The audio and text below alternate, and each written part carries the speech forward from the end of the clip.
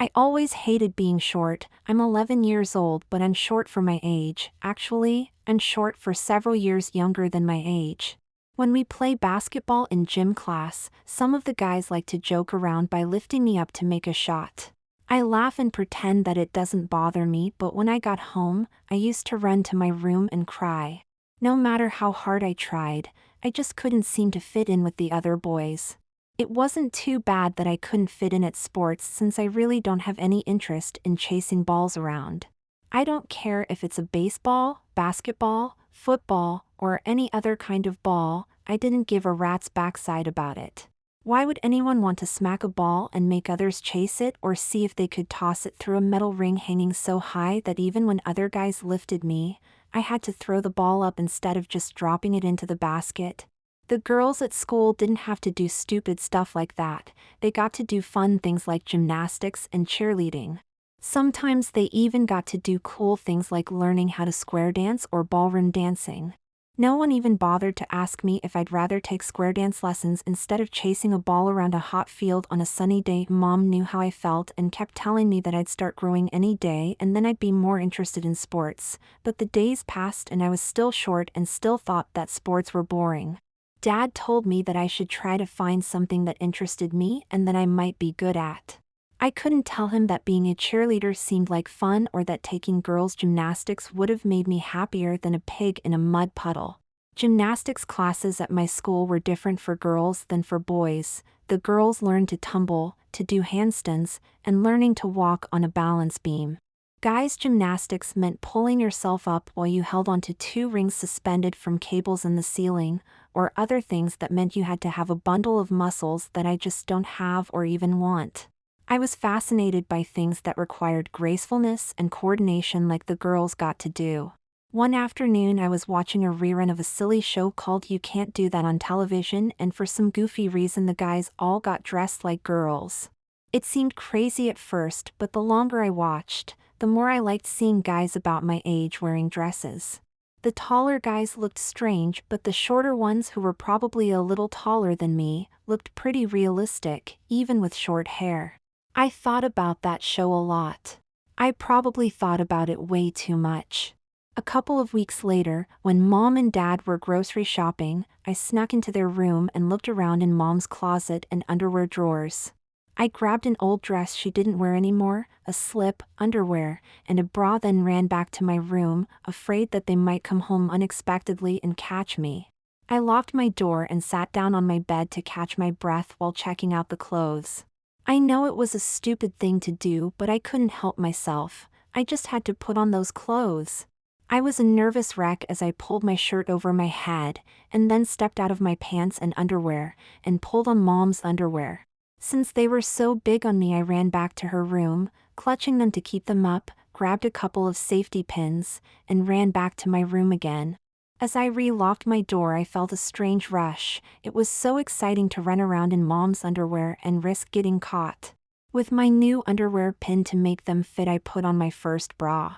No matter how hard I tried though, I couldn't get the stupid thing hooked up while I was wearing it. I ended up taking it off, hooking it together, and then pulling it on over my head. That seemed like a lot of work, but I couldn't exactly ask Mom to show me the right way to hook up a bra. I managed to get the slip and dress on, but had to run to Mom's room again to get more pins since even Mom was taller than me and the slip was way too long and stuck out from the bottom of the dress. I carefully unlocked my door and listened to see if my parents had gotten home yet.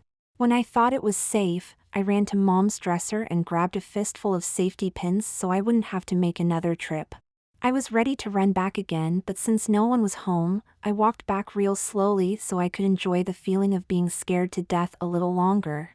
Once I got everything pinned up, I decided to go back to Mom's room to see how I looked in her full-length mirror. It felt so scary to walk down the hall to my parents' room. I took my time, and it was sort of like watching a scary movie when you know the monster can't possibly get to you. I hoped they'd take their time shopping. Maybe I could go downstairs for a while, or maybe even open the front door and get the mail. When I looked in the mirror, I saw what looked like a short-haired little girl playing dress-up in her mom's clothes. The dress was too big, the straps of her bra and slip were showing and a little bit of her slip stuck out from the bottom of her dress. She didn't seem to care though. She just kept laughing and twirling and having the time of her life. For once, the world seemed right to me. I was a girl who could learn to dance, or lead cheers at a football game, or twirl a baton in a parade. Instead of getting smashed by a guy twice my size simply because I had a football in my hands, I was on the sidelines in a cheerleader's uniform, getting the crowd all worked up for guys who enjoyed getting knocked down for no good reason. I spent almost 10 minutes pretending I was a grown lady getting ready to go on a date. I even put on some of Mom's lipstick, a pair of her high heels, and brushed my hair to make bangs like I saw on girls at school. When I was done, I slowly walked back to my bathroom and wiped the lipstick off. I locked my door and then spent the rest of the time watching TV until my parents got back. As soon as I heard their car in the driveway, I peeled off the dress and hid it in the back of my closet. I hid the panties and the slip under my mattress so I could get to them without digging through my closet and making a racket. I put my old clothes back on and went to help unload groceries, scared that somehow my parents would know that I had tried on Mom's clothes. I was so worried that I promised myself that I'd never do anything that stupid again, yet the very next Saturday I was wearing the bra, slip, and panties. I saw an ad for ladies' underwear, and that's what they called them, and digging the dress out of my closet as soon as my parents' car left the driveway. This time, I pinned the slip up a little bit more and pushed the straps as far under the dress as I could without having them fall down my arms. When I was all dressed, I calmly walked over to Mom's room and put on a pair of her heels and some lipstick. I really wanted to spray on some perfume, but I was afraid that Mom and Dad would smell it when they came home. I know I can smell it on Mom long after she comes home from work. Mom and Dad had told me that they had a lot of shopping to do, groceries and stuff from a home improvement store, so I knew I'd have lots of time to play dress up. I tried on a bunch of Mom's stuff, a couple of dresses, some skirts, a few of her nightgowns, and just about all of her lingerie, another word I learned from a newspaper advertisement. I wished that I had some pretty clothes that fit me, but still it was so cool to dress up in Mom's stuff. I was having a great time trying on different things and even got to use more of Mom's makeup. I remembered how Mom would sometimes use different colored lipstick with different clothes, so whenever I changed into a different dress, I changed the color of lipstick I wore too. It was totally great to be able to put on a pink blouse and then find lipstick that looked good with it. Normally I'd just throw on jeans, a jersey, and comb my hair, which seemed like so boring after raiding Mom's closet. Of course, by the time Mom and Dad got back I was in my jeans and jersey, my hair combed and Mom's clothes put away except for the dress in my closet and the lingerie. I like the sound of that word, it's way nicer than saying underwear, under my mattress. Sure, I worried that they'd be able to just look at me and know what I'd been doing, but you know what, that just made it more fun. After a couple of times I realized that not only had I found a new way to have fun when no one was home, but that it was so much fun that I couldn't stop. I might be able to go for a couple of weeks without dressing up in Mom's stuff, but suddenly I would just have to wear something, even if it was my favorite pair of panties from under my mattress. I'd take my shower and get ready for bed, but as soon as Mom and Dad thought that I had gone to sleep, I'd quickly slip out of my underwear and into my panties. I got stabbed by the safety pin once or twice when I'd roll over, but it was worth it to wear such pretty panties. I even wore my panties to school a couple of times when I didn't have gym. It was so scary in fun sort of way to think that someone might see the funny looking waistband peeking out from my pants. I'm sure that if anyone ever found out that I was wearing panties they'd call me all kinds of names and make fun of me, but it didn't matter. Somehow, I just had to wear them. After I'd been playing dress up for a couple of weeks I started looking at girls and wondering what they were wearing. A lot of guys would see a girl and say things like, "I'll bet she's not wearing any underwear," or "she's wearing a thong," but I'd wonder how the blouse a girl was wearing would look and feel if I wore it, or what it would be like to wear a skirt and stockings to school like the girls did for special occasions like class picture day. One Saturday I was playing dress up again and I thought about wearing stockings. I found a pair in Mom's drawer that looked like long underwear, so I sat down on her bed and carefully pulled them on. Wow, they sure feel nice, I thought when I rubbed my legs together. I put on one of Mom's prettiest slips, a blue dress with gold buttons and a pair of blue heels that she always wore with that dress. When I was all dressed, I sat down at Mom's vanity just like she always did and put on lipstick, makeup, and eyeshadow. I didn't really know what I was doing when it came to putting on makeup, and so it never worked out right, but I still enjoyed doing it. It made me feel more like a grown-up lady instead of a little girl. Something seemed to change in me when I played dress up. I sort of started to think of myself as a girl. Not as an 11-year-old girl though, but more like a little girl, maybe about 7 or 8 years old. I'd put on Mommy's pretty clothes and shoes, lipstick and makeup, and I'd pretend that I was Mommy making dinner for Daddy or cleaning the house. Nothing was as much fun to me as pretending to be a little girl playing dress up. One day when I was walking home after school, I saw that a Goodwill box that I always passed was overflowing and someone had left bags of clothes on the sidewalk next to it. At first I couldn't tell what was in the bags except that they were in lots of pretty colors. I looked all around to make sure no one saw me, and then slowly walked close enough to the collection box and the bags. After walking past it a couple of times to make sure it was safe, I quickly opened a bag and saw that it was filled with girls' clothes. Not just girls' clothes, but stuff for a little girl, maybe about the same size as me. I looked around pretty carefully cause I didn't want anyone to see me rooting through a bunch of girls' stuff. When I was sure it was okay, I pulled some stuff out.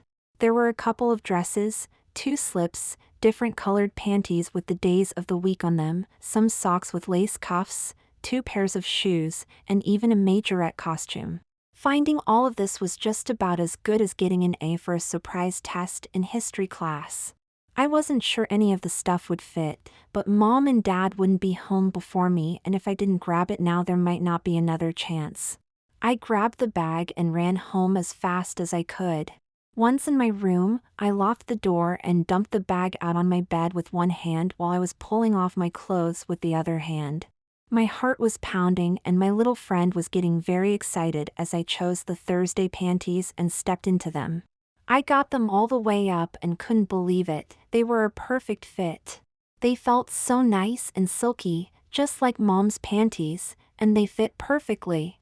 Well, almost perfectly. There was a bulge in the front that just wouldn't go away. The slip came next. It was silky and looked so pretty with just a little bit of lace at the top and bottom. It wasn't anywhere near as long as Mom's and didn't peek out from the bottom of the green and yellow plaid dress I decided to wear. I smoothed the back of my dress as I sat down to put on my new shoes and socks. I don't know why I did it, but all the girls at school did it when they wore dresses, so since I was a girl I had to do it too. I picked a pair of yellow socks with a band of lace around them, pulled them up and turned the top down to show off the lace, then stepped into a pair of shiny white shoes that buckled across the top of my foot. I didn't have a whole lot of time before Mom and Dad would get home, but I just had to run over to their room and see how I looked. My new clothes looked so much nicer than Mom's clothes. I wasn't a little boy playing dress up in Mom's clothes anymore. I felt like a real little girl. I twirled and twirled, loving the way my dress would flare out and show off my pretty slip. If I twirled fast enough, I could even see my panties. I heard my parents' car in the driveway, so I hurried back to my room to change and carefully hide everything so no one could find my new clothes. It feels so nice to know that I have my very own dresses and stuff. When I want to look pretty, I don't have to borrow Mom's clothes, I can wear my own. I left my new panties on. They felt so nice and I didn't have to worry about getting stuck by pins, changed back into my boy clothes and started my homework. Of course I dressed up every single chance I had, including wearing panties to school when I wouldn't have gym class. I felt so relaxed and comfortable when I was all dressed up. I wasn't a sad excuse for a boy anymore, I was a pretty little girl.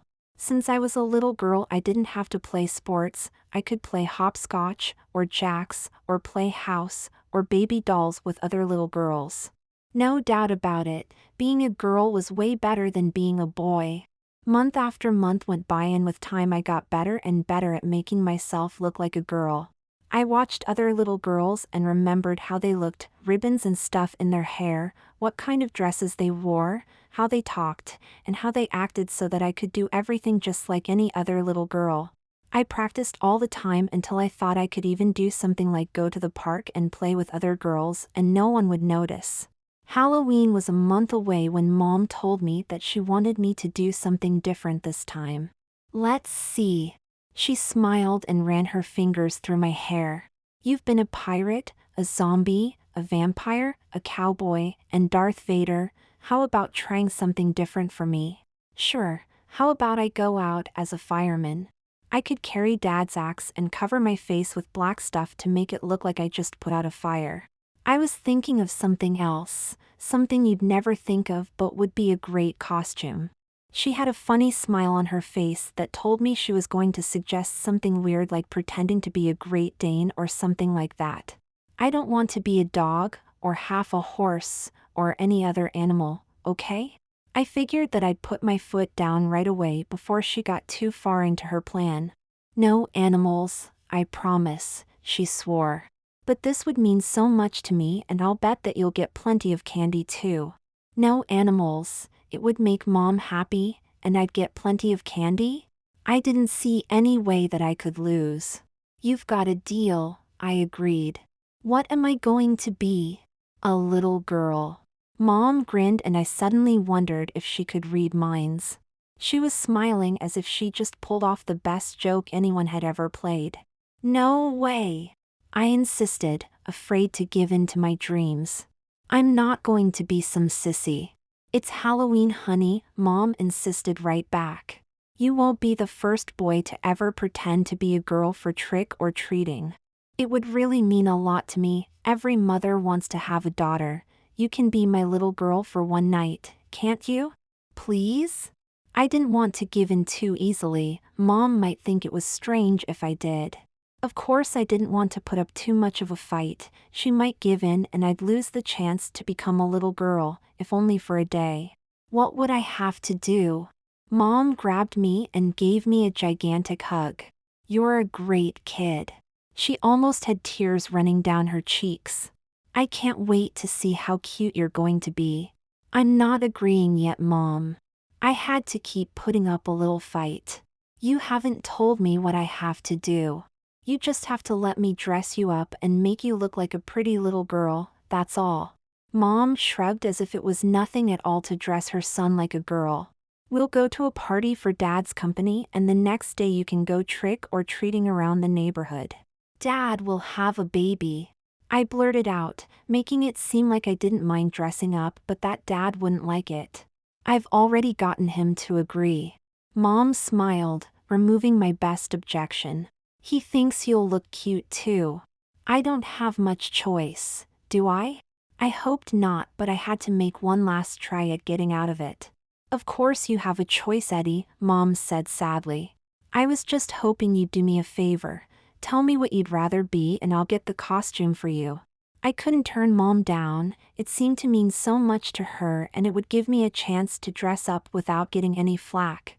No one will laugh at me and Dad won't have a baby, right? I was looking for a way to say yes without seeming too happy about it. No one's going to laugh and if Dad has a baby we'll go on all the talk shows, Mom grinned.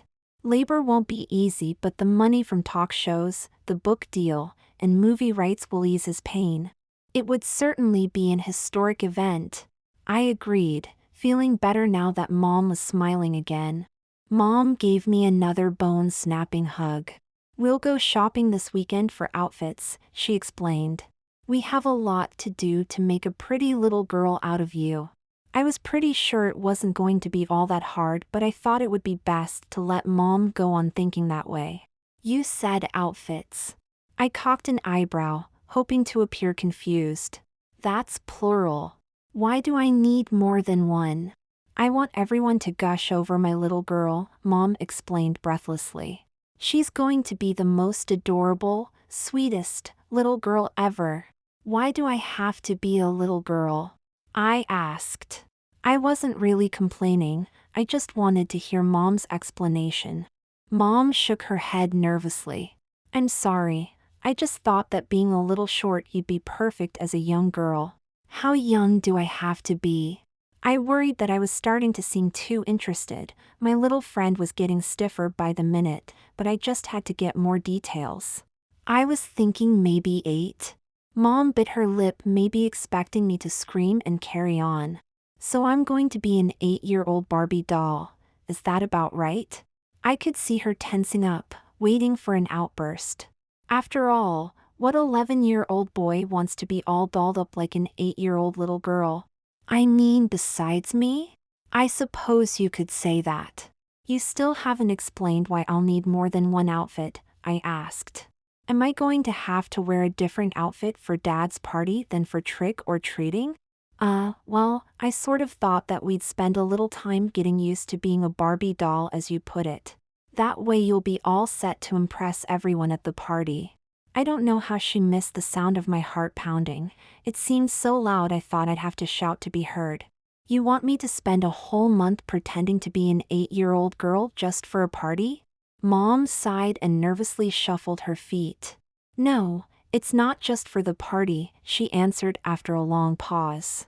I'm being selfish. I'd like to have a daughter for a little while, so I made up the part of your needing to get used to it. I'm sorry, we'll get something for you when we're ready for the party. This must be awfully important to you.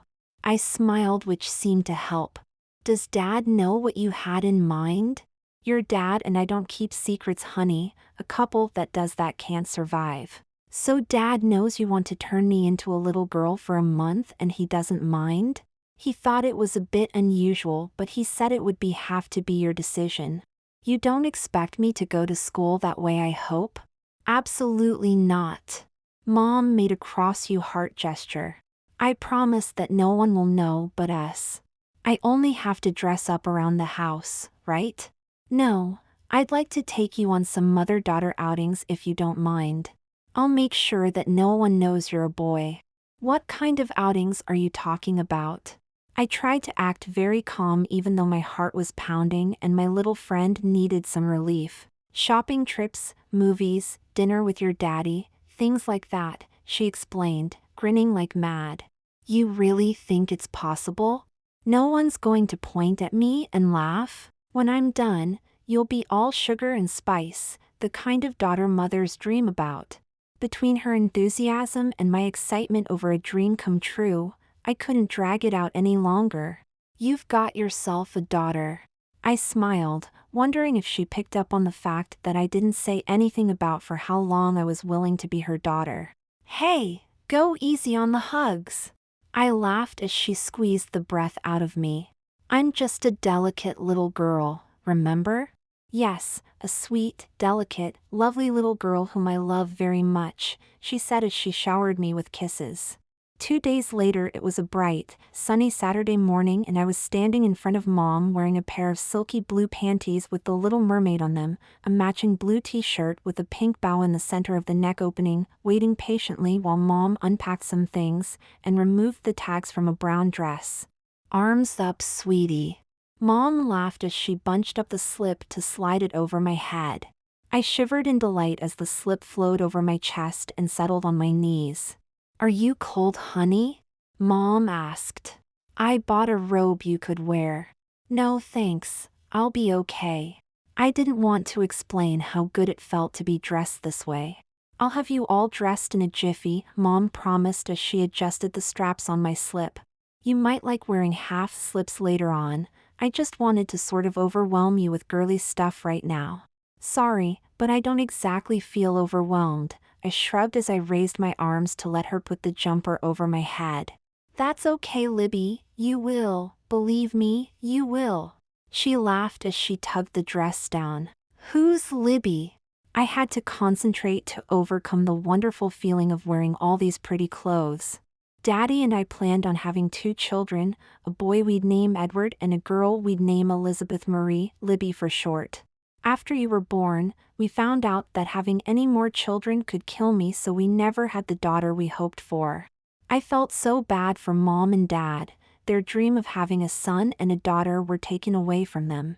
It was selfish of me to only be concerned about how nice it felt to dress up like this.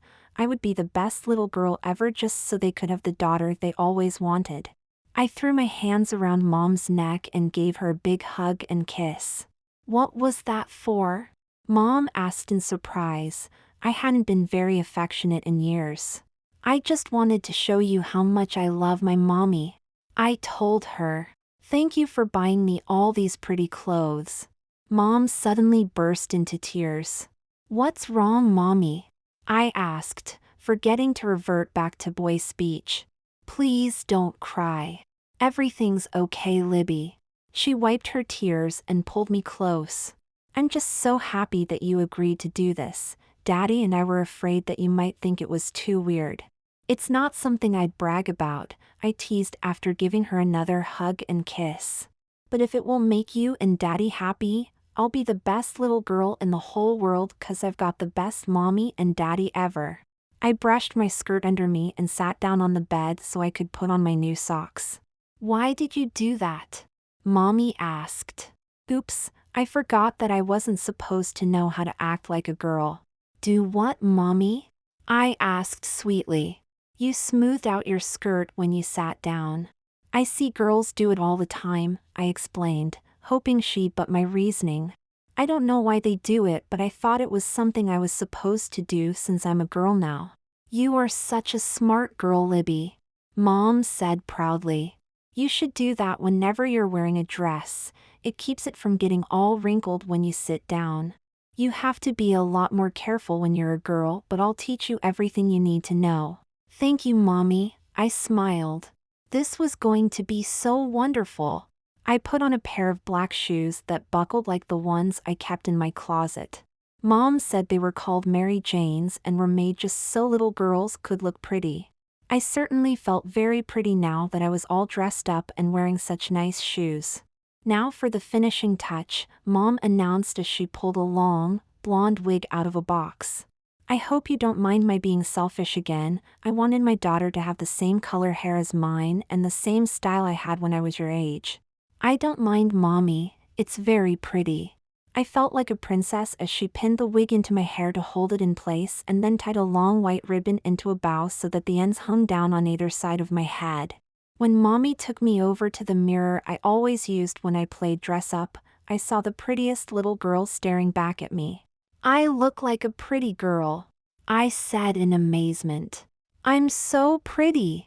You certainly are, Libby, Mom agreed. Are you ready for your daddy to meet his new little girl? I smiled up at Mommy and took her hand. Okay, Mommy, I hope he likes me. He'll love you to pieces, Libby. Now, do you know how to skip? Off we went for Daddy to meet his new little girl. Mommy seemed so happy and so was I as I held her hand and skipped. Was I right? Mom asked as soon as Daddy caught sight of me. Isn't she just the most precious little miss? Oh my God! Daddy exclaimed. She looks just like you did in those pictures from when you were a little girl. Libby and I are going shopping for some new clothes, Mommy explained as she gave Daddy a kiss. Our beautiful little princess needs a new wardrobe. I promised to make her feel very girly. Are you sure you're okay with this, Eddie? Daddy asked in concern. Mommy will be taking you where no one will know you, but I don't want you to do something that upsets you. Daddy was so sweet, I couldn't resist showing him how much I loved him, so I skipped over and standing on tiptoe, gave him a big hug and kiss just like I had given Mommy. Eddie's a boy's name, my name's Libby, I insisted. I can't wait to go shopping with Mommy and buy lots of pretty clothes. Daddy pulled me into his arms and hugged me. I quit hugging him years ago, but until now, I had no idea what I was missing. Thank you, Libby, he nodded. You have no idea how much this means to your mother and I. Now you girls have a good time shopping. Mommy handed me a purse of my own with a change purse, tissues, and cologne for little girls. I took her hand and skipped out to the garage, turning to wave goodbye to Daddy before getting in the car. I wondered if I was really just dreaming this whole thing. Did my mother really ask me to dress up and pretend to be a little girl? Did she really say that she was going to overwhelm me with girly stuff? Was it possible that I skipped into a room, wearing a dress, looking like a little girl, and my father not only didn't mind, he seemed thrilled to see me that way? I remember giving him a hug and a kiss and insisting that I was a girl named Libby and not a boy named Eddie. I'm sitting in a car, looking like a little heartbreaker, headed for a shopping trip to buy me more girls' clothes to wear. I couldn't resist. I reached down and pinched my leg. Crap. That hurt. Wow, this wasn't a dream. I really am wearing girls' clothes and going shopping with my mother. I really did agree to be the perfect daughter for mommy and daddy for a whole month. I wonder if there's any way I could get them to let Libby stick around after Halloween. I was lost in a fantasy world of pretty dresses, silky underwear, baby dolls, and everything girly. I wanted to wear silky panties with pretty decorations on them, to be able to skip and jump rope instead of playing sports that I sucked at and had no interest in. I wanted people to look at me and tell mommy how pretty I was and how I was such a darling little lady. Mommy could dress me up in the girliest clothes and I wouldn't mind a bit. I'd never be a tomboy, I'd always be a perfect young lady. Mom must have noticed my trance. A penny for your thoughts, Libby. I was just worried that people will laugh at me.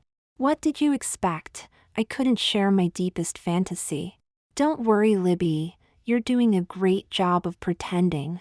Remember how Daddy acted when he first saw you? Mom asked in a gentle voice. Your father knows that you're really an 11-year-old boy, but I'm willing to be that no one could have convinced him that you were his son. Especially not after you hugged and kissed him. I felt a warm glow inside of me as I thought back to how great it felt to give Daddy a hug and kiss. I liked hugging and kissing Daddy, I said dreamily. It feels so nice. Don't you like hugging and kissing me too? She pretended to be upset.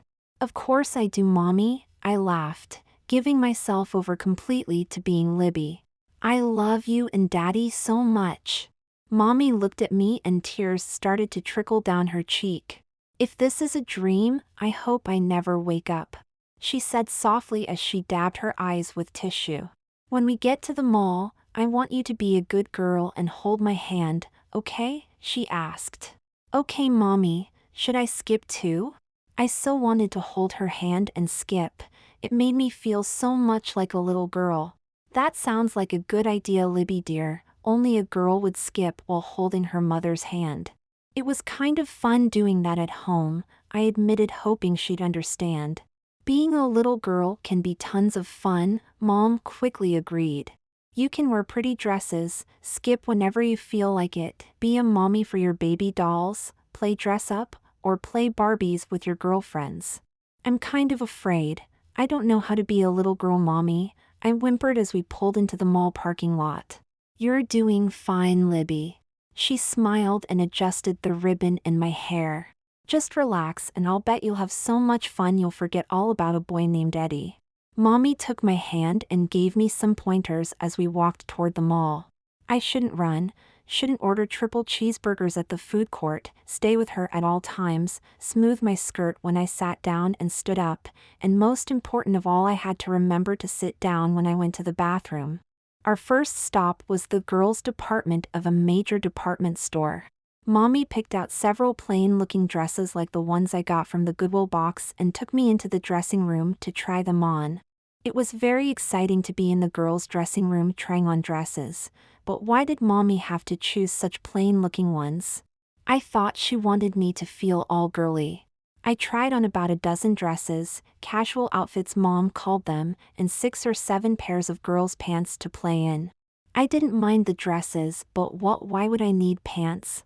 I helped Mommy pick out 4 new dresses, 3 pairs of pants, and a couple of tops.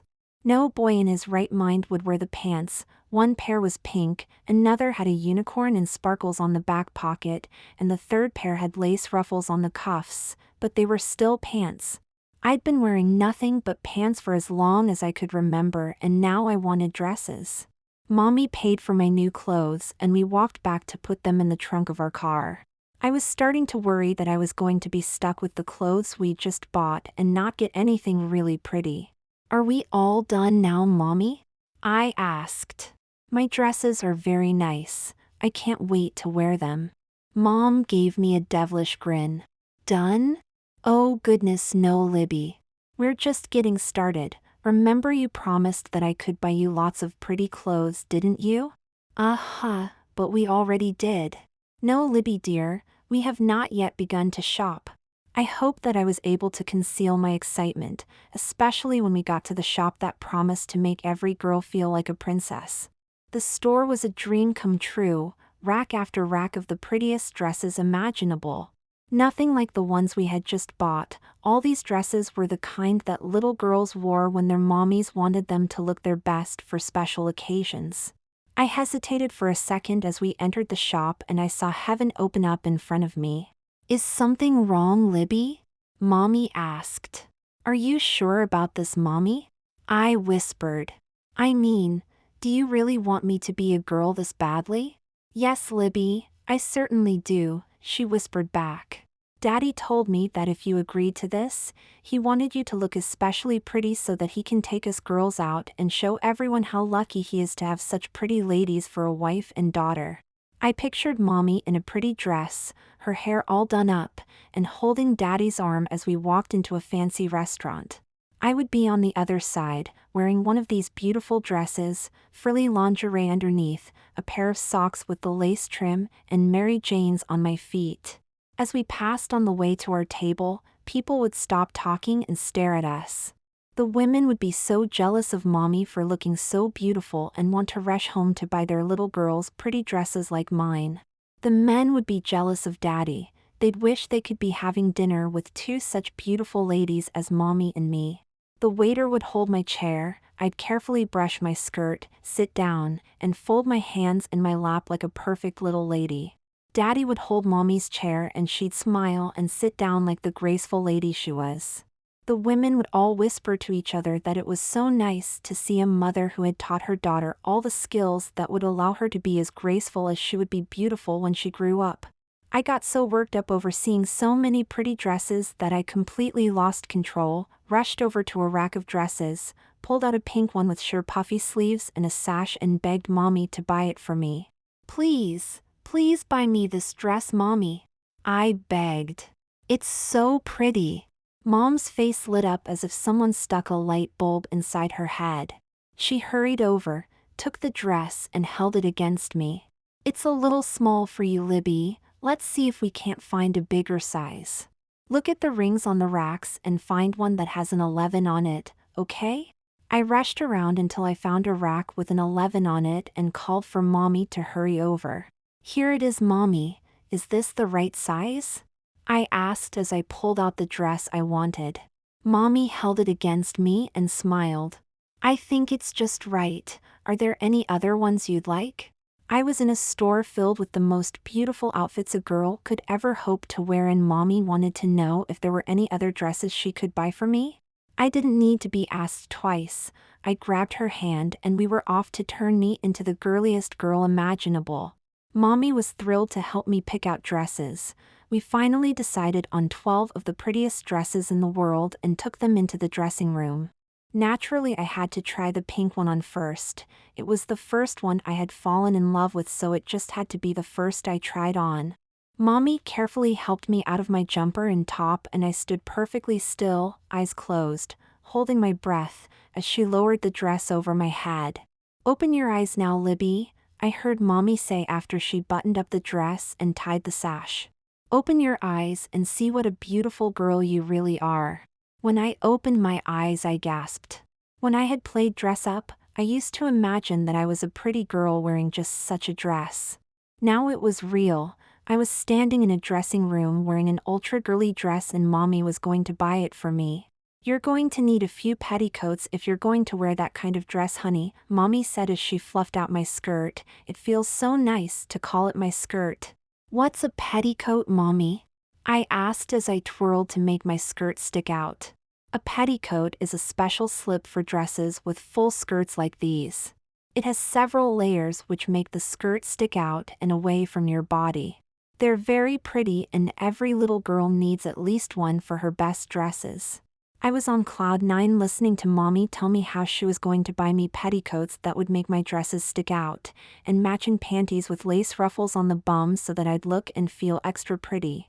Promise me that you won't be a tomboy, Mom begged. I want my daughter to be a little lady in pretty dresses and hair ribbons. I'll buy you the prettiest outfits if you'll just promise to wear them.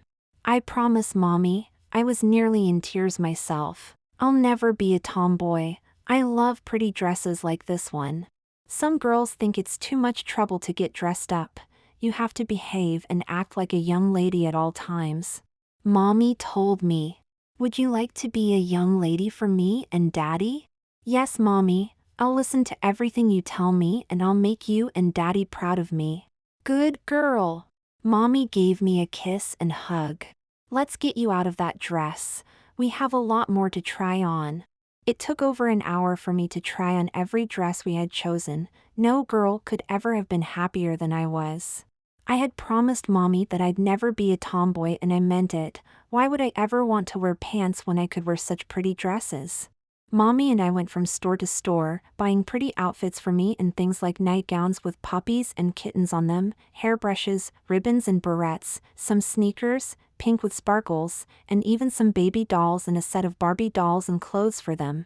I wasn't sure how to play with dolls, but Mommy promised that she'd teach me and that it would lots of fun. It took 4 trips to bring in all of the packages when we finally got home. Daddy helped out a lot so I could run to my room and change into the pink party dress Mommy had bought me. He insisted on seeing this beautiful little girl that Mommy had told him about. Mommy helped me out of my outfit and gave me a pair of pink, ruffled panties to wear. I pulled the panties on quickly, hoping that Mommy wouldn't notice that my little friend was getting bigger. Next came a silky pink t-shirt with thin straps, Mommy called it a camisole, and then my new petticoat. The feeling of my panties, camisole, and petticoat against my body was nearly too much to handle. I forced myself to concentrate on things I was learning in geography class to keep from making a mess in my panties.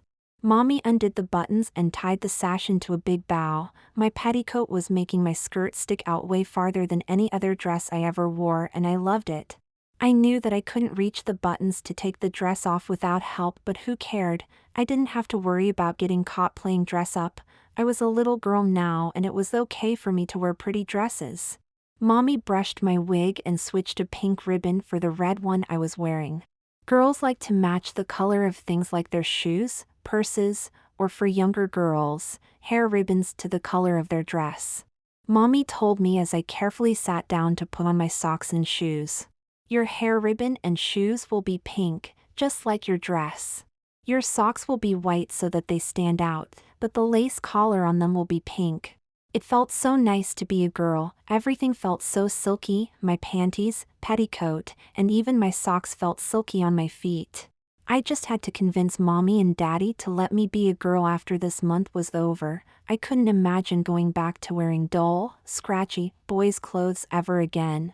I'd promised to be a good girl. They'd never have to worry about me being a tomboy. I'd let Mommy buy me pretty dresses and lingerie. I'd let my hair grow long and brush it to keep it shiny and pretty, and when I grew up, I'd be a lady just like Mommy. Mommy sprayed some cologne on me to make me smell nice, and after giving her a kiss I skipped to the living room to show off my new dress for Daddy. You look beautiful, Elizabeth. Daddy whistled as he shook his head. How come you called me Elizabeth instead of Libby? I asked. My parents usually only called me Edward when they were mad at me. Are you mad at me, Daddy? Don't you want me to be a girl? Daddy quickly swept me into his arms and held me tight. I'm not mad at you, sweetheart. I only called you Elizabeth because you look like a beautiful young lady instead of just a little girl. Your mom thought being a girl for Halloween would be something different. Things sort of snowballed from there. I don't mind you being a girl if it's okay with you, Mommy, and I want you to be happy though. I climbed onto his lap, fixed my skirt and petticoat just like Mommy had taught me to, and threw my arms around his neck. I'm happy, Daddy, really I am. I love my pretty new clothes and I promise to be a very good girl for you and Mommy. It was the first time I ever saw my father cry. Daddy was so impressed with me that he insisted on taking Mommy and I to dinner so he could show us off. Mommy pulled me along to her room, saying that we had to hurry and get ready for our date with Daddy.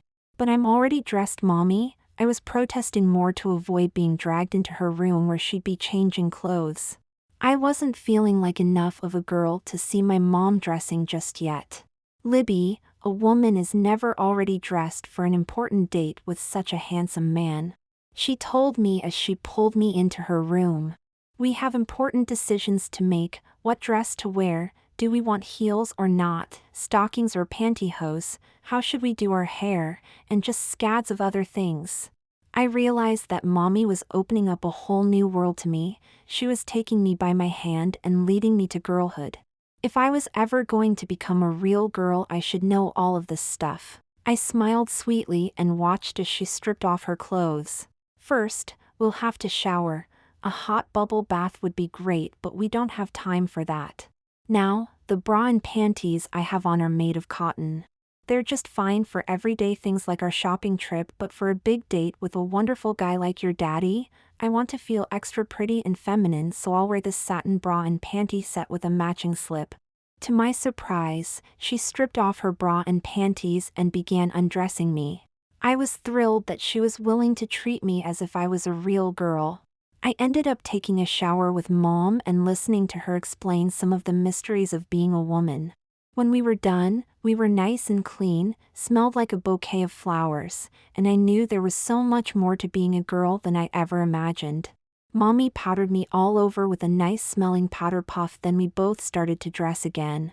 I pulled on my own panties, camisole, petticoat, and socks, and then watched as Mommy put on her matching panties, bra, and slip. "What's that, Mommy?" I asked as she fastened something that looked like bottomless panties with straps around her waist. "It's called a garter belt, honey," she smiled as she carefully rolled up what seemed like pantyhose with the panty and clipped them to it.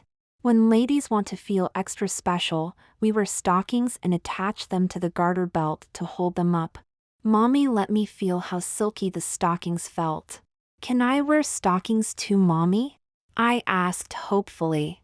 "Sorry, honey, stockings and garter belts are not for little girls. When you're a teenager, I'll buy you your very first garter belt and stockings. You'll love the way they make you feel so sexy and feminine." She realized what she had said and quickly apologized. I wish I could have told her that I couldn't wait for that day to come. "Even though you're still a little girl, it's important to feel feminine," Mommy told me as she buttoned up my dress. Wearing pretty clothes and lingerie helps women feel that way. Men love to be around feminine women. It makes them feel very strong, which is important to a man. Anything that makes Daddy feel good is very important to me since I love him so much. "Is feminine what I'm feeling, Mommy?" I asked as I ran my hands over my skirt. I felt all funny inside when I first saw this dress in the store. I felt it a little bit when I first got dressed up as Libby, and it feels really, really good to be all dressed up. "That sounds like you feel very feminine, Libby dear," Mommy told me as I zipped up her dress. "You're going to have a wonderful time as a girl if you don't mind feeling that way." "I don't mind, Mommy," I confessed. I thought that maybe I would, but now I think that being a girl will be lots and lots of fun. "We're ready for our big date, Daddy," I called out as I came skipping into the room. "You look very handsome." Daddy grabbed me and swung me around, causing my skirt to flare out. "Put me down, Daddy. You're going to mess up my dress and then we'll have to wait while I find another one to wear," I scolded. "How did you do it?" he asked Mom after quickly setting me back on my feet. "You turned my beautiful princess into a wife." "You're silly, Daddy," I laughed. "I'm not a wife, I just don't want to miss dinner with the handsome man Mommy's been talking about." "You certainly are a real charmer," Daddy laughed. "And just what has Mommy been saying about this handsome man?" "Well, she said that he's the most handsome man she's ever met, he's very sweet, and that she's madly in love with him." "I'll have to take you ladies out more often," he teased. "You smell very nice, Elizabeth. May I call you that since you are such a beautiful lady?" I couldn't keep from blushing over his compliments. "Thank you." Mommy and I took our shower and she put some yummy smelling powder on me. "You took a shower with Mommy?" he asked, surprised. "Why not?" Mommy asked. "She had to get ready too, and we didn't have time for a bubble bath. That seemed to settle the question. Mommy seemed to be telling Daddy that she planned to consider me to be her daughter and we were going to do things together as two females. If this kept up, it would be easy to stay as a girl forever. Mommy and I took our purses and waited for Daddy to open the door for us. Being a girl was so nice. Everyone did stare as we walked to our seats, but unfortunately, no one stopped talking or seemed awed by us. Daddy held Mommy's chair and the waiter held mine for me. I set my little purse on the table just like Mom, smiled at the nice waiter, and sat down like a perfect little lady. Mom caught my eye and smiled, pleased that I was acting so nicely. Mommy told Daddy what to order for her, then motioned for me to do the same. Ladies let the gentleman order for them, she winked. Men like to think that they're in charge. Do you have to tell her stuff like that? Daddy laughed. I was hoping that my princess would be spared all of that nonsense. Your princess needs to know how to wrap a man around her little finger, Mommy laughed. I have to teach her all of the secrets that mothers have been passing down to their daughters for generations. All a princess as lovely as Elizabeth needs to do is smile, he shook his head. Men will hurry to wrap themselves around her little finger. Dinner was beyond belief. The food was delicious, but being treated as a young woman by Daddy was even more delicious. I loved each and every one of his many compliments about what a beautiful and charming young lady I was. One day as a girl and I knew that I never wanted to be a boy again. Later that night Mommy let me experience something every girl loves, a hot bubble bath. She filled my bathtub up with hot water that was just loaded with bubbles and smiled knowingly as I sank into one of the most wonderfully feminine experiences ever. As I soaked, she sat nearby and continued teaching me the things she felt I needed to know to be a girl. I couldn't wear party dresses every day no matter how much I wanted to. There may be times when it would just make sense to wear pants, but that didn't mean that I'd be any less of a girl. A girl had so many choices when she chose outfits that just weren't available to boys. For example, you may need to wear pants, even jeans for some reason when you'd rather wear a pretty dress. You could choose a pair of pants that are a pretty color or have some nice decoration on them. You can also wear a pretty top with them. I get it! I squealed in delight. I could even wear an extra pretty pair of panties that would make me feel nice even in pants. Good girl Libby, she smiled.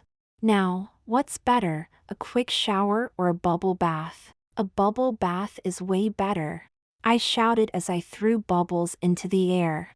Very good Libby, now enjoy your bath and don't forget that Daddy and I want good night kisses before you go to sleep. I shook my head vigorously. I promise not to forget. Mommy kissed my head and started to leave. Thank you Mommy, I called out to her. Thank you for letting me be a girl. We were both crying as she rushed to hug me. Thank you for making me so happy Elizabeth. I never thought I'd have such a wonderful daughter.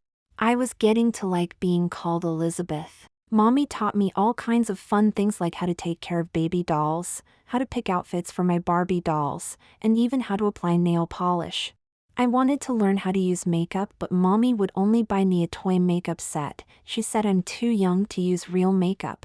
I can't wait until I'm old enough. Time seemed to be passing faster than ever before, but I was having so much fun that it didn't seem to matter to me. 5 days a week I went to school as an 11-year-old boy named Eddie, but every evening and weekend Eddie went away and Libby came out. I'd rush home from school and take a nice hot bubble bath, put on some pretty clothes and start doing my homework. Mommy and Daddy said that unless I had my homework done, I wasn't allowed to play with my dolls, so I made sure that everything was done and neatly set out for them to inspect. As soon as Mommy checked my homework, I would rush to my room and bring out my baby dolls. By the time Daddy came home from work, I had my homework finished, my baby dolls were wearing pretty outfits, and we were waiting to greet him. He never got more than 2 steps into the house before I rushed over and smothered him with kisses. I was a big-time Daddy's girl. Halloween was only a week away when Mommy asked which outfit I wanted to wear to Daddy's party. I'd like to wear my yellow party dress, I answered without waiting. But it's kind of cold, so maybe I could wear that yellow velvet dress with my white tights and my green shoes that have a little heel. The party will be inside, so why not go ahead and wear your yellow dress to the party and save the warmer one for trick or treating? Mommy suggested. It will be nice and bright at the party and everyone will be able to see how pretty you look. I thought about it for all of 2 seconds before hugging her and telling her how much I loved her. My velvet dress was pretty, but if I was supposed to be a little girl for Halloween, nothing would make me look better than a little girl's party dress. No one at school even bothered to ask me what I was going to be for Halloween. I guess that was good since I didn't want to spoil the surprise, but it still hurt me that I was practically invisible to the other kids. I still watched the girls for tips on how to dress and act, but I had to fight the urge to rush over to the 3rd grade girls at lunch or recess and ask if I could jump rope with them or talk about my Barbie dolls. I hoped that someday I'd be one of the girls in a cute uniform skirt, jumping rope, or giggling about a cute boy in our class. Halloween would be on a Wednesday and Daddy's part was on the Saturday before. That was a very good thing because I wanted to be able to take a nice bubble bath, and since Mommy had promised to let me wear nail polish, my nails would need time to dry so I didn't mess up my pretty dress. I was very worried about Daddy's party. I wanted people to tell me how pretty I looked, but what if they laughed at me? Daddy told me that some kids might laugh, but that I shouldn't worry too much. After all, it was all in fun for Halloween. Mommy was going to the party as Raggedy Ann and Daddy of course was Raggedy Andy. They looked so cute in their costumes. I hoped they'd win some sort of prize. As long as I don't get laughed at or teased too much, I don't care if I win. My prize will be when Mommy and Daddy agree to let Libby stick around. It's been a month I'll never forget. I never in my wildest dreams thought that I'd not only be allowed to dress up like a little girl, but Mommy and Daddy would treat me like the girl I hope to become. I don't know how I'll be able to stand it if they say that I have to go back to being Eddie again. Even dressing up like I used to won't help me. I've had a chance to be a girl and I know I'll never be happy again as a boy. The big moment finally arrived. I got almost completely dressed by myself. Mom still had to button a few buttons I couldn't reach, tie my sash, and help with my wig, but it felt good to have her help. It may be the last time she'll be able to. Once my buttons were done and my sash tied into a pretty bow, I was ready. Mommy and I took our coats and purses, I took a deep breath, and we were off to the party. I got tons of compliments from many of the women at the party who first thought that I was just a little girl in a pretty dress. They'd ask me my name and I'd proudly tell them that it was Elizabeth Marie Martin, but my nickname was Libby. They all thought it was so cute that I'd answer like that. Later, after I won first prize for best costume, they came back to tell Mommy and Daddy how amazed they were that I was really a boy.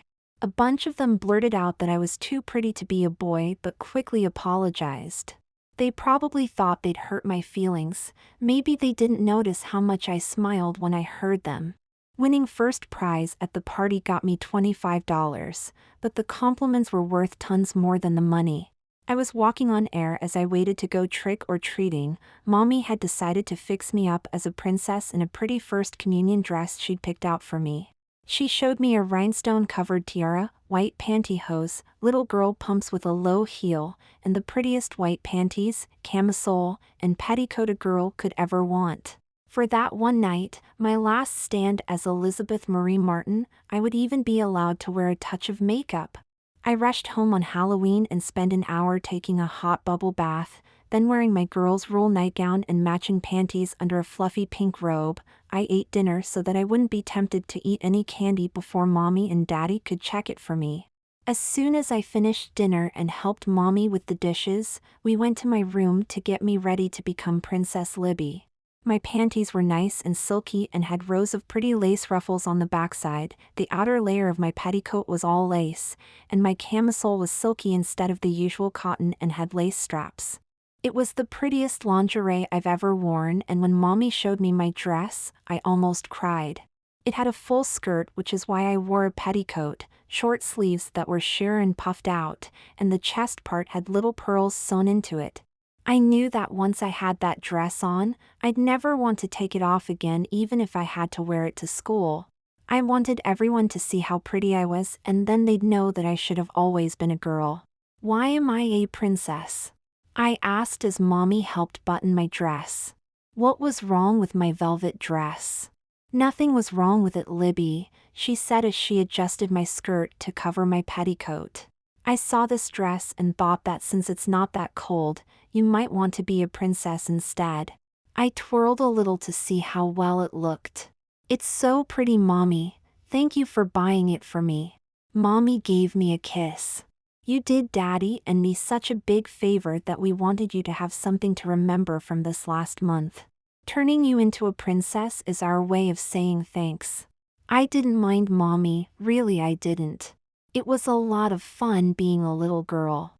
I wanted to tell her that if she really loved me, she'd let me be a girl forever, but somehow I couldn't bring myself to say it. Mommy fixed my wig and put a little lipstick and eyeshadow on me. Then she told me to close my eyes.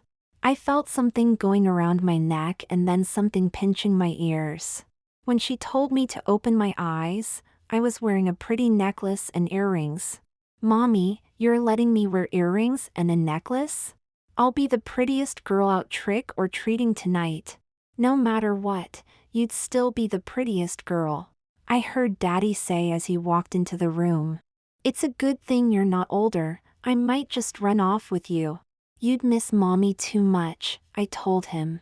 She's the nicest lady in the whole world. Then I guess you must be the second nicest, Daddy nodded. Thanks for doing this. I know it must have been tough, but it helped more than you can imagine. Mommy shooed him out of the room before we both started crying. After all this, I didn't want to miss my last chance to be Libby. I had to come back home twice to drop off all the candy I got. Every time a woman was handing out candy, she'd give me an extra piece since I looked so pretty. Only a few people ever asked who I was, and it took a lot of convincing before they believed me. I finished the night with more candy than I ever got before and posed for a couple of dozen pictures before I took my last bubble bath and slept in my Barbie nightgown for the last time. The next morning it was back to school as Eddie, a short, confused boy. A couple of kids mentioned that they'd heard about my costume and some girls mentioned that they'd seen me and were amazed at how pretty I looked. I told them that it was all my mom's idea and that I thought it was silly, but they insisted that I had made a very pretty little girl. One girl even said that she thought I'd make a better girl than I did a boy. She apologized but said that she wasn't trying to be mean or anything, she just thought that I was very sweet and gentle. There was something about me, she told me, that made her think that I'd make a great girlfriend. I seemed to her like the kind of person she could go to if she was upset and I'd understand. I smiled and told her that I wasn't upset. I knew she meant what she'd said as a compliment and that's how I'd take it. When I got home there were no pretty outfits in my closet. My boys' clothes had all been put back on their hangers and in my drawers. The stuff I'd brought home and hidden was still where I'd put it, but I couldn't change into them unless I had the house to myself. I locked my door, laid down on my bed, and cried. Mom and Dad, I didn't feel right calling them Mommy and Daddy if I wasn't Libby, acted as though the last month had never happened. I was Eddie and no mention was made of Libby.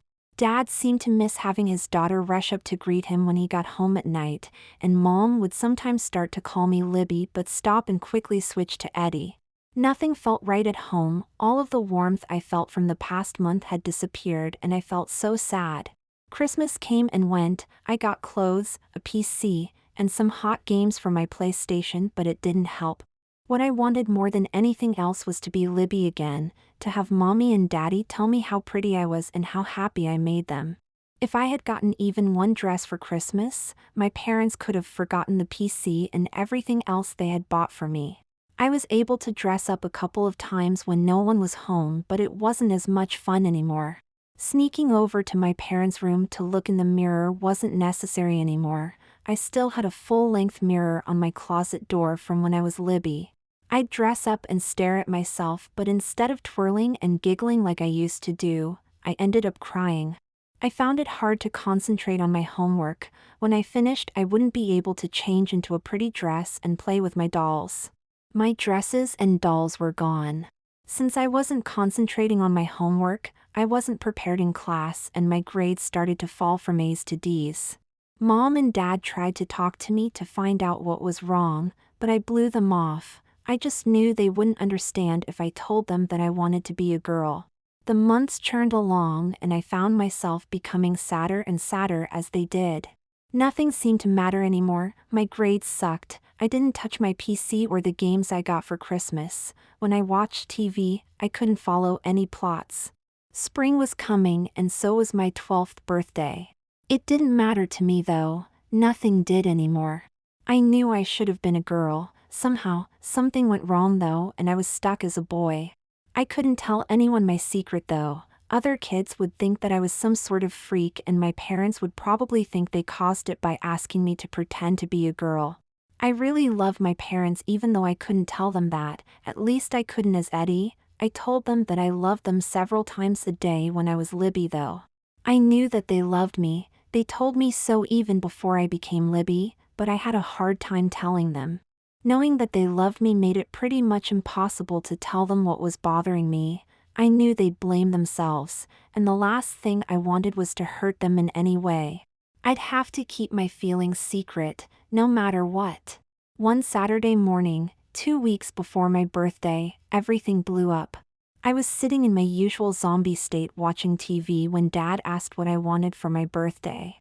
"You've been really down in the dumps. What can Mom and I get for you that would cheer you up?" he asked in a very worried tone. "There must be something that you want more than anything else. Maybe we could get it for you?"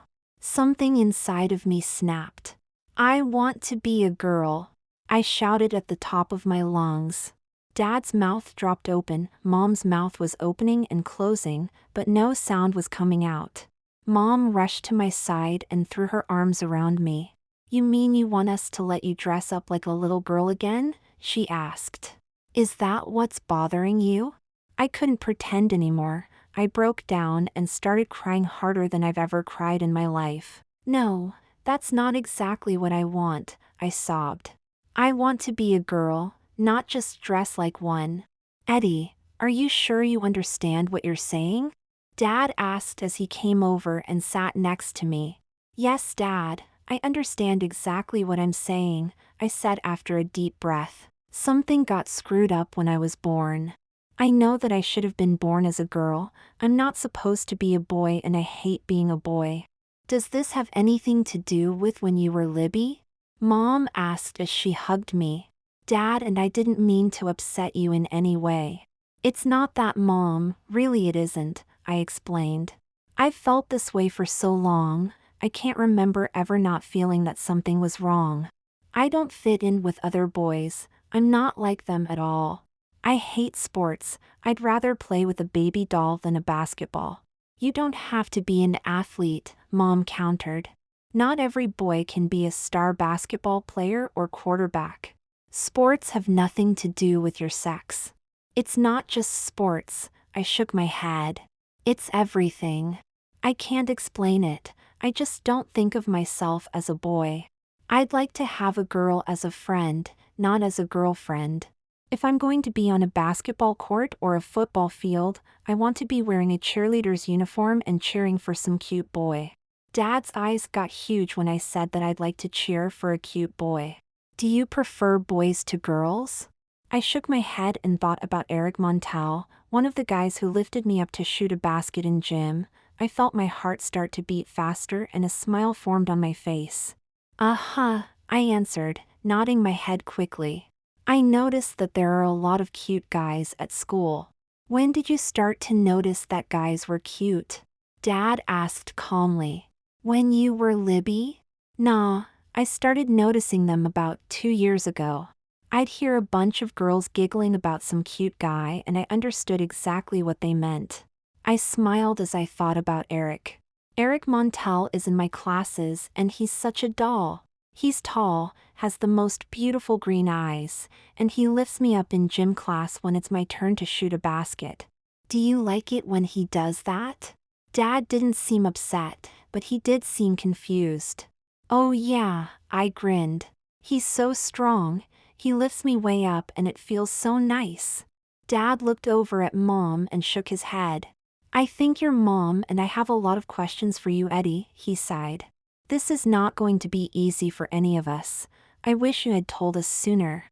I didn't want you guys to think it was your fault, I sniffed. You're really great parents and I love you so much. We love you too, Dad said as he pulled me close. It felt so good to have him holding me like that. We need to spend some time figuring out how we can help. Would you feel more comfortable talking to us as Libby? Yes, it would help a lot.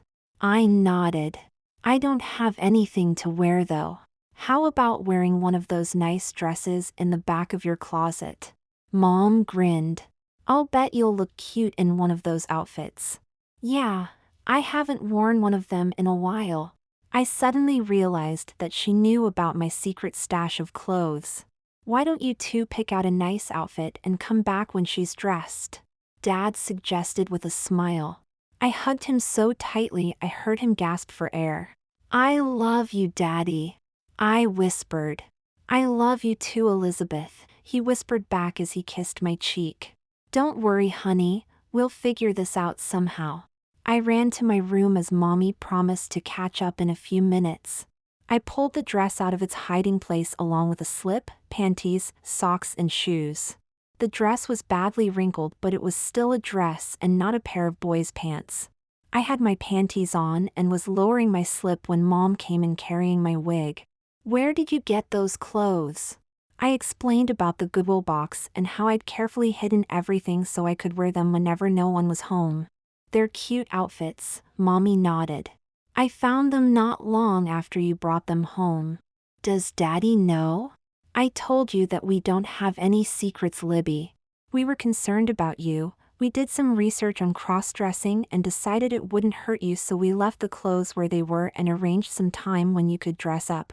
All those times when you two had extra shopping to do. All arranged to give you some time to enjoy some harmless fun. Or at least we thought it was harmless. She shrugged. What about Libby and Halloween? Was that all arranged too? Daddy and I thought you might enjoy being a girl for Halloween. When we started to talk about it, things sort of snowballed into your being Libby. We didn't see any real harm in it and thought you'd have a good time. I did, Mommy. I had the best time of my life, I told her. Was that what made you want to be a girl? She asked after a little hesitation. No, I told you and Daddy that I knew I should have been a girl a long, long time ago. Spending all of that time as a girl was so nice, and it made me realize that I could never be happy as a boy. Mommy took my dress to iron while I tried to fix my wig. When she came back, I had my wig all brushed out and felt so much better. Mommy unzipped my dress and helped me get it over my wig. When I was all dressed, I skipped back to the living room to talk to Daddy. I carefully smoothed my skirt as I sat across from Daddy and folded my hands in my lap like a good girl. That dress looks very nice on you, Libby, he smiled. Are you ready to answer our questions? Thank you for letting me keep it, Daddy, I answered happily. Ask me anything you want and I'll try to answer. I don't understand everything, but I know that I'm really a girl. Can you tell us when you first thought you were a girl? Mommy asked. I guess when I was in nursery school, I told her. I saw the other girls and wondered why I wasn't wearing a dress too. I wanted to play dolls with them, but the teacher wouldn't let me. Daddy and Mommy shook their heads at the same time. Your teacher told us about that, Mommy agreed. We didn't think it was such a big deal. A lot of little boys go through a stage like that. When I started first grade, I wanted to sit on the girls' side of the room, but my teacher said I had to sit with the boys. I thought she was being mean because I knew that I was a girl and should be sitting with the girls. Did you ever tell anyone that you were a girl? Daddy asked. When that teacher made me sit with the boys, I told her that I was a girl. All the kids laughed at me and teased me. Why didn't you tell us about it?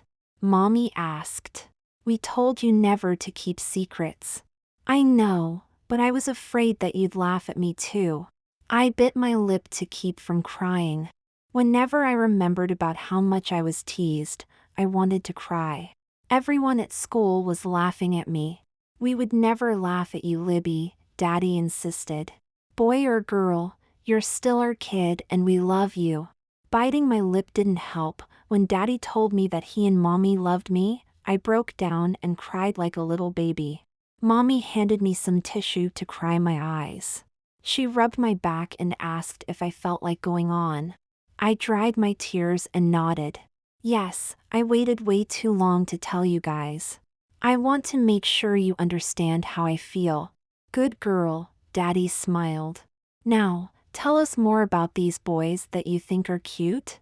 I smiled and told them all about Eric Montel and Dave Smith, and Mike Jones, the 3 cutest guys in the 7th grade. All of the girls think they're so dreamy, I groaned. They tease the other girls and talk to them in the hall between classes. I wish they'd stop and talk to me. That's not going to happen, honey, Mom explained sadly. As far as anyone is concerned, you're a boy and they're not interested in other boys. I know, but I can't help the way I feel whenever I see one of them. They really are so dreamy. I talked to Mommy and Daddy for a couple of hours before they said it was bedtime. They promised to talk to me more tomorrow, once they had some time to think. May I take a bubble bath, please? I asked hopefully. I really miss them. Sure, Daddy nodded. While you're in the tub, Mommy will bring out your favorite nightgown and some panties, okay? I jumped up and kissed him. I missed doing that, but it was okay now since I was a girl. I ran a tub full of bubbles, then took off my wig and stepped out of my outfit and into the tub. How could Mommy wonder why I wanted to be a girl when I knew that she took bubble baths too? When I finally got out of the tub, I put on the Little Mermaid nightgown and the pink silky panties Mommy had left for me. It felt so good to wear a nightgown and panties to bed again. I was never going to wear boys' PJs anymore. Mommy was hanging clothes in my closet when I got back to my room. The pretty outfits I had enjoyed wearing were back, and so was all of my pretty lingerie. My blue sheets and pillowcase were gone, replaced by a Cinderella sheet set. Why didn't you get rid of my Libby clothes and stuff, Mommy? I asked. Did you know I wanted to be a girl? No, she laughed. You certainly surprised Daddy and I. We knew you were dressing up and saw how much you enjoyed being Libby, so we put the things away in case you ever asked to use them again. Wow. I couldn't believe it. You mean I could have asked for one of my dresses and you would have given it to me? All you had to do was ask, Mommy grinned. It wasn't such a big deal and it made you happy to wear dresses. Becoming a girl is going to be a whole different story though. It's important, Mommy, I pleaded. I'm not kidding, really I'm not, and I just know that I shouldn't be a boy. We believe you, honey, she said soothingly. Now get to bed, we have a lot more talking to do tomorrow. I climbed into bed and fell asleep thinking about what a great Mommy and Daddy that I had and what a lucky girl I was. That night I dreamed that I was in gym class and we were practicing shooting baskets again. When my turn came, Eric Montel put his arms around my waist and lifted me up. I threw the ball and it went right into the basket. Eric started cheering, and then he turned me around to face him and gave me a kiss. Good job, Libby, he said as he held me close. Everyone in the gym was clapping and cheering. Eric put me down and I rushed over to where some of my girlfriends were standing so I could tell them what a great kisser Eric was. They all said that they wished he'd pick them up and give them a kiss, but I just laughed. Eric was my boyfriend. I woke up the next day wondering if it had all been just a dream. I slowly pulled back the blankets and there was proof that it wasn't. I was definitely wearing a Little Mermaid nightgown and a pair of panties. My sheets had Cinderella on them and there were skirts and dresses in my closet and pretty panties in my dresser drawers. I chose a cute pair of pink jeans and a pink and white striped top to wear with a pair of white socks and my pink sneakers. I brushed my hair to make bangs, clipped a white barrette into my hair, and hurried down to have breakfast with my wonderful Mommy and Daddy. Good morning, Mommy, I said as I hugged her and kissed her cheek. Good morning, Daddy, I said as I did the same to him.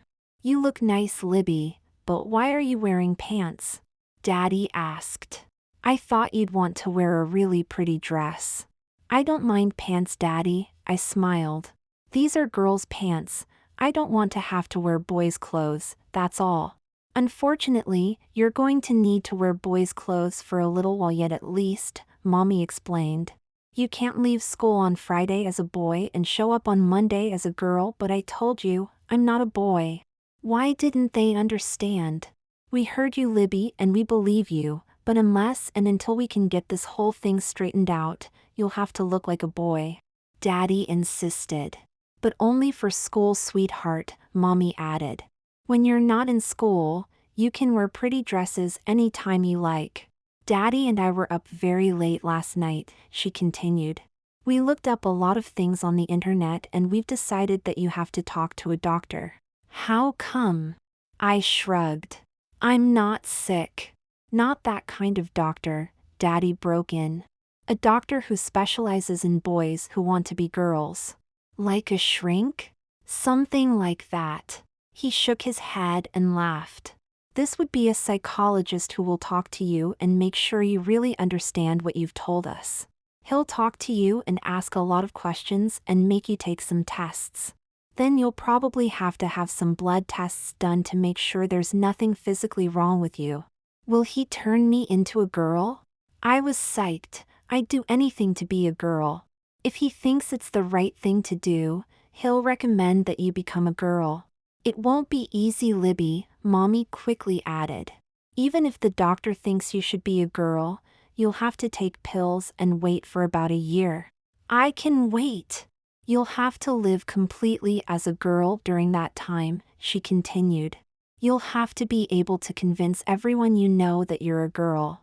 That means teachers, friends, everyone. No problem, I did it when I was Libby and again at Halloween. We have one more condition that we'll talk about later, Daddy said. Mommy and I have to go out for a little while. While we're out, we want you to look at some things on the PC. They'll give you some information on what you're going to have to go through and what will happen if the doctor agrees that you should become a girl. Okay, I happily agreed. It'll be kind of neat to find out what was going to happen to me. I mean, I know the doctor couldn't wave a magic wand and make a girl out of me, but I really didn't know anything else. Except that I absolutely, positively, totally should be a girl. Mommy and Daddy were gone for a couple of hours. I read all the stuff they bookmarked and it was unreal. First, I'd have to take a bunch of tests to make sure that I wasn't nuts, then more tests to see if I really thought of myself as a girl. I'd take their silly tests, but I wasn't going to change my mind. What really made me pay attention was what would happen to me once I passed all the tests. I'd have to get shots and take pills which would stop me from having a male puberty. I wouldn't grow any hair on my face, my muscles wouldn't get big, my voice wouldn't get deep, and my little friend would stay little. Because I wouldn't be changing into a young man, my body would take all of the fat cells that would accumulate and move them to my hips, butt, and chest, making me look more like a girl. Once my male puberty was stopped, I'd get shots and take pills to replace the male hormones my body would have been making with female ones. That would cause me to grow breast, give me a girl's figure, and smooth out my body, making me look like a girl. The doctor might even recommend that my testicles be removed to help the female hormones take over. I think I'll ask the doctor to do that right away so I don't start turning into a boy while I'm waiting to become a girl. I just finished reading everything when I heard Mommy and Daddy in the garage. I rushed out to meet them and see if they needed any help. Even if they didn't need help, I'm sure they could always use a hug and a kiss. They were carrying a bunch of packages which they set down by the couch. Daddy sat down with Mommy next to him and told me to come and sit on his other side. Mommy and I had a long talk last night, Libby, and we've decided that you just can't be a little girl anymore. I couldn't believe he was saying that to me. But Daddy, you and Mommy promised that I could become a girl, remember? I read all the stuff on the PC and I still want to be a girl. I started crying. Calm down, honey, he told me as he put his arm around me. You didn't let me finish. Mommy and I agree with you, you should be a girl, just not an 8-year-old girl. If you really want to become a girl, you're going to have to grow up. But I thought you liked having a little girl. Mommy said I was supposed to be 8 years old, didn't you, Mommy? Yes, I did, Mommy nodded. Daddy and I knew that you like to wear girls' clothes, so we thought you might enjoy spending time as a little girl and wearing all the pretty things little girls get to wear, like petticoats and party dresses. I like wearing petticoats and party dresses, Mommy. Why do I have to stop? Because 12-year-old young ladies don't wear little girl outfits, Mommy explained. Young ladies have lots of pretty outfits appropriate for their age. You'll enjoy wearing more grown-up outfits. Why not show her some of the things she'll be wearing? Daddy suggested. I think she'll change her mind once she sees them. Mommy unpacked several dresses that looked so pretty. They were very lightweight, some had flowers on them or other patterns, and some were just plain. One dress caught my eye right away. It was a very light pink, with a skirt that had 3 levels. Mommy called them tiers, that reminded me of my petticoats. They were all very pretty dresses, just like the girls in school wore when they got all dressed up. Can I try them on? Of course, Mommy smiled. I have a few surprises to show you. Let's go to your room. Mommy unpacked several denim skirts, one with really cute pleats at the bottom, some tops, and then showed me the lingerie she bought for me. You're at the age when girls begin to experiment with more grown-up clothes. It's time to leave behind the Little Mermaid panties for something more grown-up. She handed me a pair of stretchy panties that were all lace. As soon as I saw them, I just knew I'd never want to wear little girl panties again. Don't forget this, she grinned as she handed me my very first bra. It was the same shade as the panties and the front was covered in lace. Come on, start getting undressed. It's a special moment for a mom to show her daughter how to wear her first bra. I sure as heck wasn't going to rob Mommy of her chance to help me with my first bra, so I unbuttoned my jeans, pulled off my top, and said goodbye to my little girl panties. These feel so nice, I groaned as I adjusted my new panties. I pointed to my little friend who was starting to wake up. I can't wait until I don't have a thingy anymore though. Mommy grinned slyly. When you get married, you'll be more than happy to let your husband give you his. Mommy! I exclaimed, shocked to hear her talk like that. We need to have a little mother/daughter talk about the birds and the bees, Mommy laughed. And 12-year-old girls might call their mothers mom or mother, but not Mommy. Yes, mother, I joked. But is it okay for me to call Dad Daddy? He'd be heartbroken if you called him anything else, Mom laughed. Not calling her Mommy was going to take some getting used to. Mom showed me how to hold the bra backwards against my chest, fasten it, then turn it around and put my arms through the straps. You'll wear one of these for the rest of your life, she said as she adjusted the straps. I'll teach you how to choose the right kind. Bras serve a purpose for women, but that doesn't mean they can't be pretty too. This one is very pretty, Mom. I mean mother, I caught myself just in time. It's a size 30AA, she said as she pulled another one out of the bag. They're padded for now, and from what I've read, you'll probably need a little padding for the next few years. Now, what do you think of this one? I took a yellow bra from her hand and tried to figure out how it went on. Instead of the shoulder straps, it seemed to have a loop on it. It's a halter bra. You wear it with sundresses and halter tops. They don't have shoulders, so you need this kind to keep your straps from showing. I didn't know there was so much to learn about being a girl, I admitted. I thought I was getting good at it too. You were, Mom said. You knew how to put together a very cute outfit for an 8-year-old. I'll bet you'll be just as good picking out pretty outfits for a 12-year-old. We'll hit the mall tomorrow after school and let you take a shot, okay? I can't wait!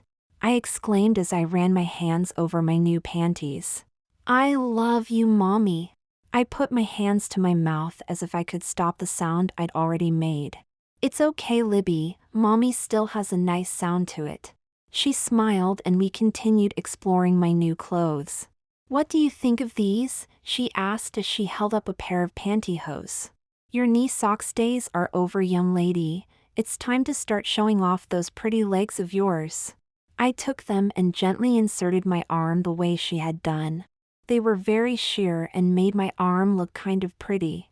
I don't know if I'm ready for these, I muttered while running my other hand over them. Are you sure I couldn't just wear knee socks a little while longer? Young ladies don't wear knee socks with their dresses, Libby, Mom insisted. Now be a good girl and slide them on, okay? I was shaking by the time I got the pantyhose around my waist. Having my legs covered by such silky material was sending shivers up and down my spine, and I had goosebumps everywhere else. It was heavenly.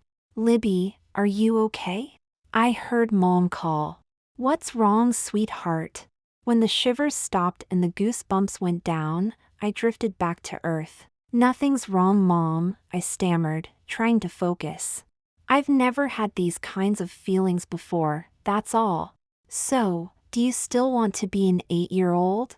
Mom asked with a laugh. No, I want to be a pretty lady, just like you, Mom.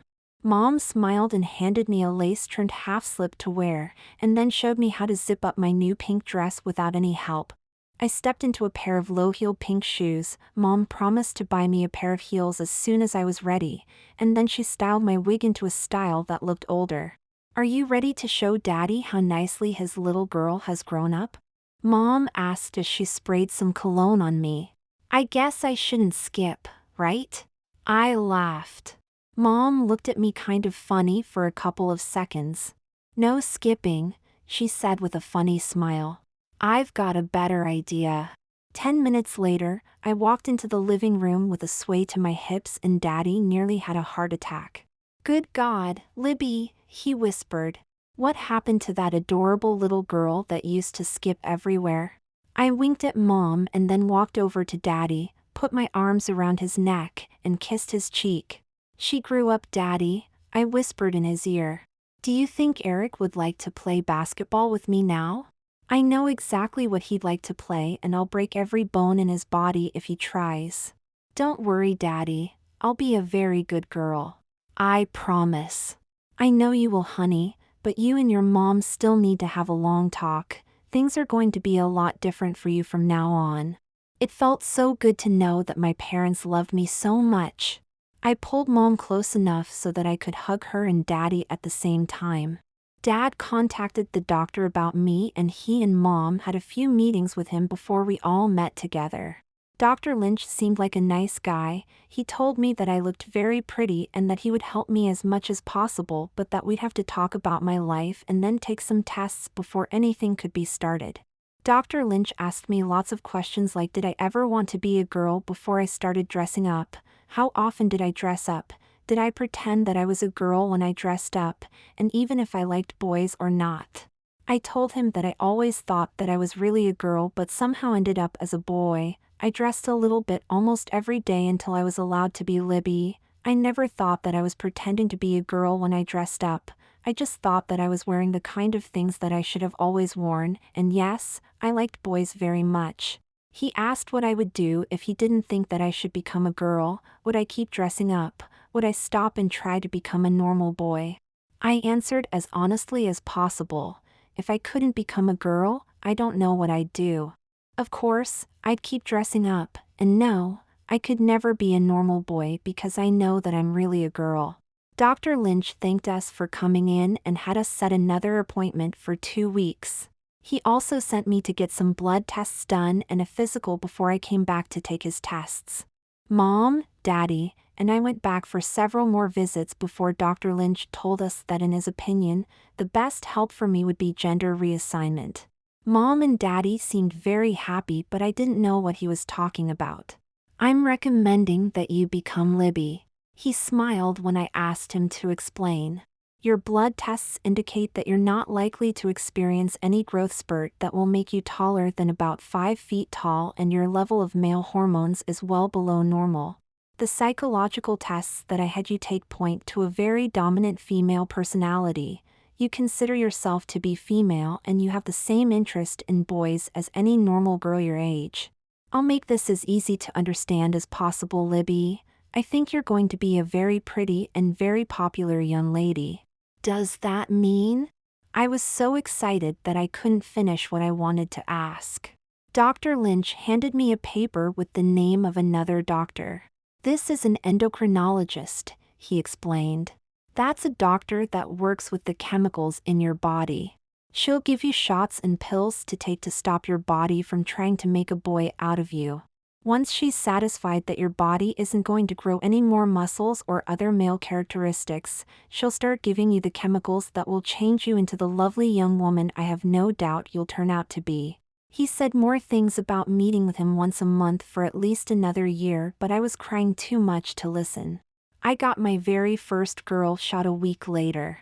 The lady doctor said that I should call her Dr. Lin. She was very nice, and after looking over all of my tests asked me to lift my skirt and lower my pantyhose and panties.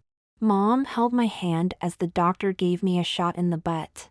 "Congratulations, Elizabeth, you're on your way to becoming a young lady," Dr. Lin told me as I pulled my panties and stockings back up. "You'll need to take the pills I'm prescribing for a little while to make sure you don't start to develop like a boy." I happily rubbed my butt as we walked back to meet with Mom and Daddy in another office. "I'll be administering Elizabeth's hormones and monitoring her progress," Dr. Lin told us. "I expect this to take some time. It wouldn't be safe to try to replace all of her male hormones overnight. Fortunately, being so young should allow us to trick her body into readily accepting the female hormones." I didn't want to wait forever to be a girl. 12 years as a boy was long enough. "Could I get castrated?" I asked cheerfully. "I read where that helps the female hormones to take over better." "You're not in any rush, young lady," Mom told me as Daddy turned white. Dr. Lynch did mention that in his report, Dr. Lin admitted. "And I would like to discuss the idea if you don't mind." "We don't mind at all," I volunteered. "Calm down, Elizabeth, this is important," Daddy said in a stern voice. "I'm sorry, Daddy," I apologized. "I can't help being so excited, this means so much to me." As I was saying, Dr. Lin smiled at me. "Dr. Lynch mentioned castration as an option in your daughter's initial treatment for several reasons. It almost completely stops production of male hormones, and it does help the body accept the female hormones more readily when we get to that phase. More importantly though, castration, along with minor genital alteration, it will help your daughter develop more of a feminine self-image." Dr. Lin lost me real fast. "What did she say?" I asked Mom. "I'll try to make it easier to understand," Dr. Lin laughed. "What Dr. Lynch recommends is that Elizabeth has her testicles removed and minor alteration of her genitals to present a more feminine appearance. In other words, her penis will be retracted into her groin and the loose skin from her testicles will be used to form the labia." "I'm still lost," I complained. "Can't you speak English, please?" Dad looked over at me and sighed. "You'll look just like Mom does without panties on." "Now that would be cool. I could get a bikini, and I could shower with the girls after gym class." "Calm down, Libby," Daddy ordered. "This is extremely important and I don't want any interruptions." "Sorry, Daddy," I whimpered. Mom and Daddy talked to Dr. Lin for over 2 hours and finally agreed that I should have the operation to make me look like a girl. "I'm going to give them both tons of kisses when we get home." I was going to have to wait for a whole month before I could get operated on. In the meantime, there were lots of things that needed to be done. Mom and I packed up all of my little girl outfits and dropped them off at the same Goodwill box that my first dresses had come from. Then we took all of the sports posters off my bedroom walls, packed up the bat and glove I never used, and removed anything that would make it look like a boy's bedroom. We left just enough boys' clothes to get me through school. Mom and I planned to drop them off at Goodwill when I come home on the last day of school. Now that I knew I was going to be a girl, my mood went way up.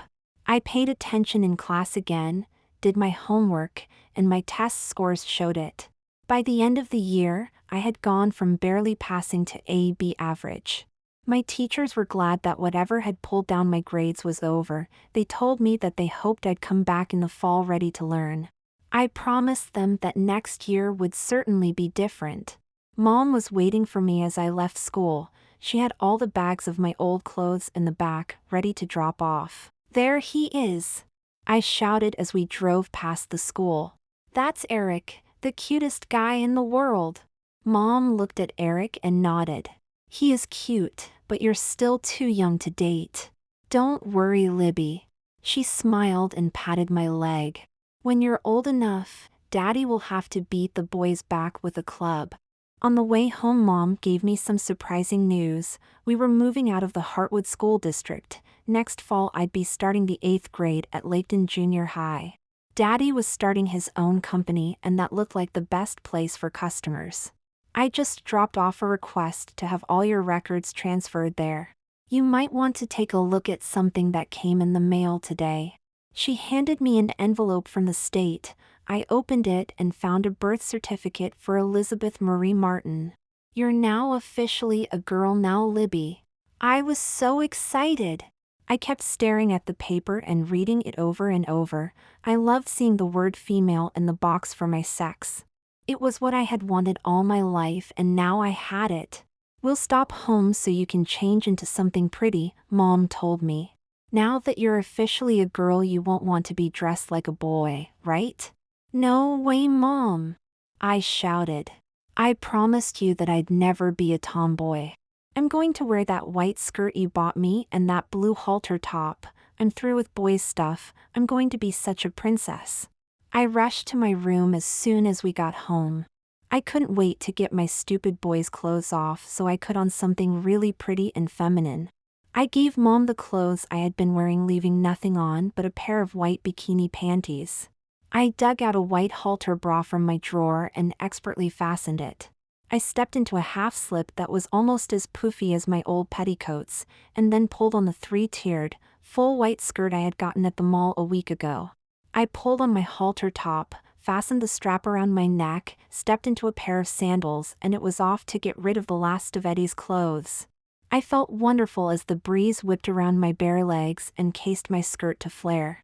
The sun beating down on my bare shoulders and back would give me a tan that would look great when I went swimming in my new bikini. Just for kicks, I opened my purse and took out the cardboard container of pills that were slowly turning me into a girl. I loved looking at them and knowing what they were doing to me. My little friend seemed smaller than ever, and nothing seemed to wake him up anymore. Soon he'd be inside of me, my testicles would be gone, and I'd never be able to stand and pee again. My hair seemed a little thicker, my body was getting softer, and I was happier than ever. You're going to be a beautiful woman someday, Mom said when she noticed me staring at the pills. I'm glad you told Daddy and me what was bothering you. It must have been terrible for you. It's all better now. I feel normal as a girl. I never felt that way as a boy, I told her. Other boys would be talking about how many baskets they could make or how many home runs they could hit, but I didn't care. It got really scary though when I heard girls talking about cute guys, and I knew exactly how they felt. You seem to have gotten over your fear of cute boys, Mom teased. I'll bet you wouldn't be afraid of Eric. Never, I sighed. I wish I could come back when I'm old enough to date, maybe he'd ask me out. Mom just laughed. When you're old enough, there will be a whole crop of boys at Laketon just dying to date you. I still hoped that someday I could come back to Eric, my first love. A week later I had the operation to make me look like a girl. I didn't know what to think as I was wheeled into a room to prepare me for the operation. Half of me was scared and the other half couldn't wait. I knew that when I woke up, I'd be able to be a boy again. The female hormones had done a job on my little friend, and now, without testicles, they do a job on the rest of me. Dr. Lin told me that without my testicles, the female hormones would be sort of supercharged. In a few months no one would ever look at me and think that I was a boy. She used a computer in her office to show how I'd change. My face got softer looking and gradually my body started to develop a girl's figure. I watched as curves began to develop on my body. Slowly, my nipples began to get puffy and then my breasts began to grow. I estimate that by the time you're 13, you'll be a 32A, by 16, you should be a 34A, and by the time you reach 18, you'll have developed into a 34B. I started to blush and look away. Except for taking one shower with Mom, I'd never seen pictures of naked girls before. There's no need to be shy, Dr. Lin squeezed my hand. This is how you're going to develop. You're a girl now, so there's nothing wrong with seeing other girls naked. You'll be taking the girls' gym class," Mom laughed. "You can't wear a towel in the shower." I wondered what it was going to be like, walking around a shower with a bunch of naked girls and looking exactly like them. Would my breasts be developed much more by the time school started? How much of a figure would I have by then? Wait a second, the answers were right in front of me and I was too shy to look. "I'm sorry, Dr. Lin, I'm still new at being a girl. Could I see those pictures again, please?" Dr. Lin gave my hand another squeeze and began rerunning the show. "How big do you think my breasts will be by the time school starts?" I asked anxiously. "Do you think they'll be noticeable?" "Only to other girls," Dr. Lin laughed. "Boys are pretty nearsighted at your age. It generally takes a lot to make them notice. We girls, though, tend to be always checking out the competition, even when we're young. We want to know who's going to be the one we have to compete with for boys, so you can expect to be pretty thoroughly examined." I blinked and screwed up my face. "Don't worry, Elizabeth," Dr. Lin explained. "Unless you let them give you a physical, there's no way they'll ever know that you used to be a boy. Let me show you why boys will be interested in you." She typed a date into the program that would match when I'd start back to school. I watched as my picture began to change. My hair was longer, my face much softer and prettier, my breasts just starting to swell and my butt much rounder. I still had what Mom calls baby fat, but not as much as now. "I look pretty!" I exclaimed. Dr. Lin smiled at me and put her fingers on the keyboard. "Would you like to see yourself at 14? I nodded my head up and down. I couldn't seem to speak or take my eyes off the screen. At 14 my breasts were clearly developed, I had more curves, long, thick hair framed my pretty face, and the baby fat was gone. If I had any doubts about becoming a girl, those pictures pushed them completely out of my mind. I thought about those pictures as the nice nurse gave me an injection and I went to sleep. "It's time to wake up, Elizabeth," I heard someone say. Oh no, what if this had all been a dream? If it was, I wasn't going to wake up. I'd stay asleep and stay a girl. "Elizabeth," the voice called again. This time I felt someone gently shaking me. Wait, if it had all been a dream, whoever was trying to wake me up would be calling me Eddie, not Elizabeth. They were calling me Elizabeth, so that meant it was safe to open my eyes. "How do you feel?" a nurse asked as she placed a straw to my lips. "Take some water, sweetie." I took a sip of the most delicious tasting water I've ever had. "Is it over?" I asked through my dried out lips. "Everything's neatly tucked away. Now you'll understand why it's so important to keep the toilet seat down." I laughed so hard I spilled water all over my blankets. Mom took me home 2 days later after the doctor checked me out and said everything was okay. I'd have to wear a pad in my panties for the next week, but that was okay. It helped remind me that my life was going to be so much better. The day after I got home I was watching TV when suddenly the front door burst open and my cousin Marie came rushing in. I wanted to jump up and run to my room, but Mom gently held me back. "She's your friend," Mom said softly as she released my arm. "You know she'll understand." 2 years older than me, Marie and I had always been close. She was very cute, a cheerleader, an honor student, and popular, just the kind of girl I wanted to be.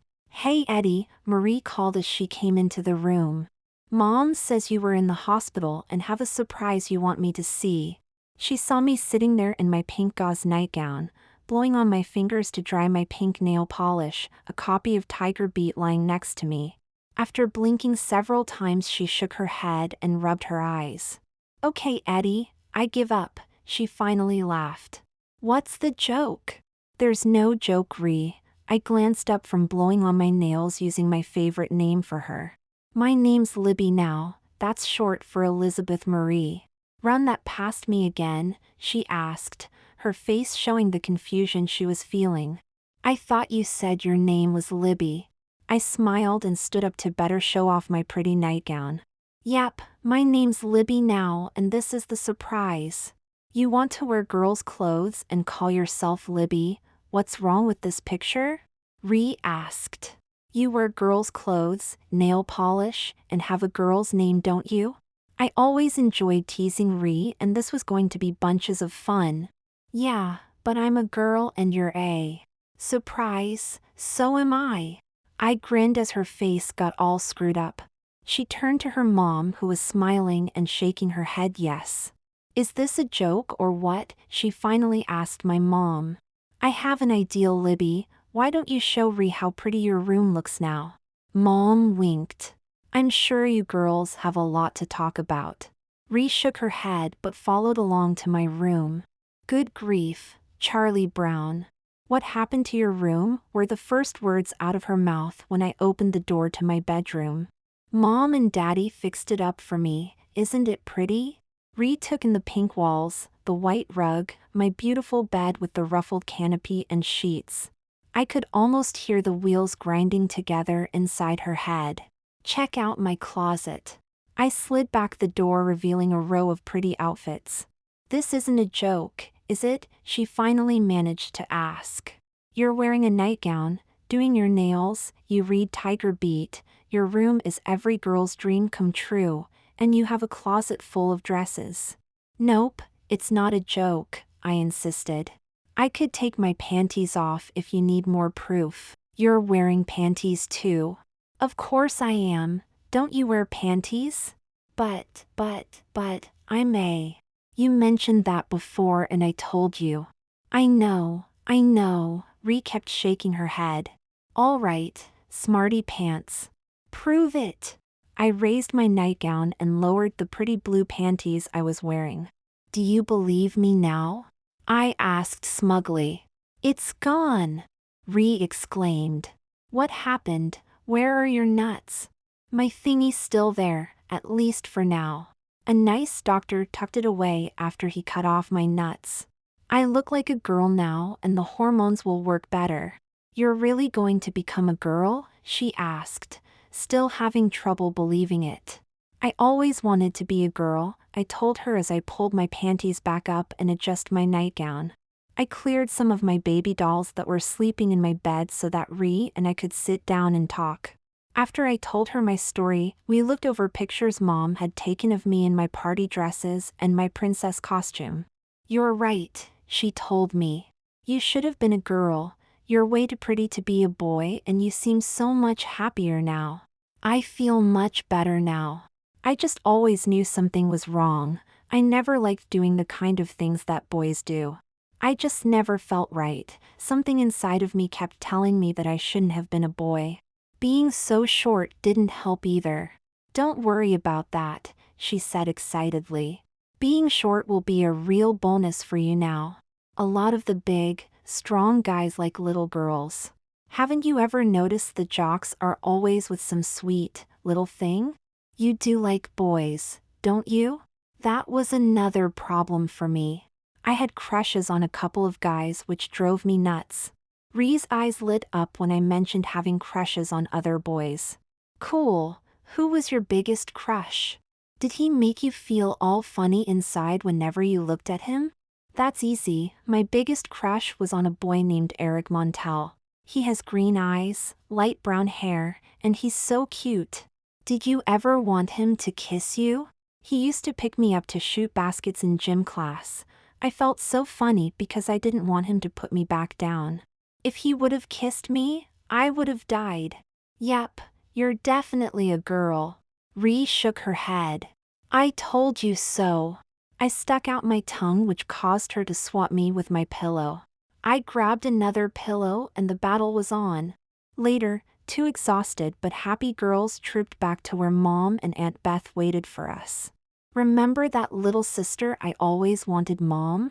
Ree put an arm around me and pulled me close. I think I just found her. Now that you gave Ree her surprise, it's time to give you one. Aunt Beth guided me to a chair she had set up at the sink. I'm going to give you a new hairstyle. Your old one looks like a boy's haircut. It's a good thing your mother didn't let you get any more cut off. When I was finished, my hair was styled into a short, but very pretty style that made me feel so special. Everything about me now said girl, and I couldn't have been happier. Unless, of course, I got a kiss from Eric. Mom let me spend 2 weeks living at Ree's house. She thought that spending time with a girl closer to my age would help me adjust better.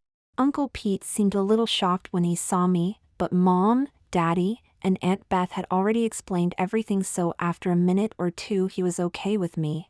Ree was thrilled to find out that I'd be going to Laketon Junior High. She'd be in the 10th grade at the high school, which was just down the street. I'll keep an eye on her for you, she promised my mom. I promised to introduce her to the cutest boys. You're too young to date Libby, Mom insisted.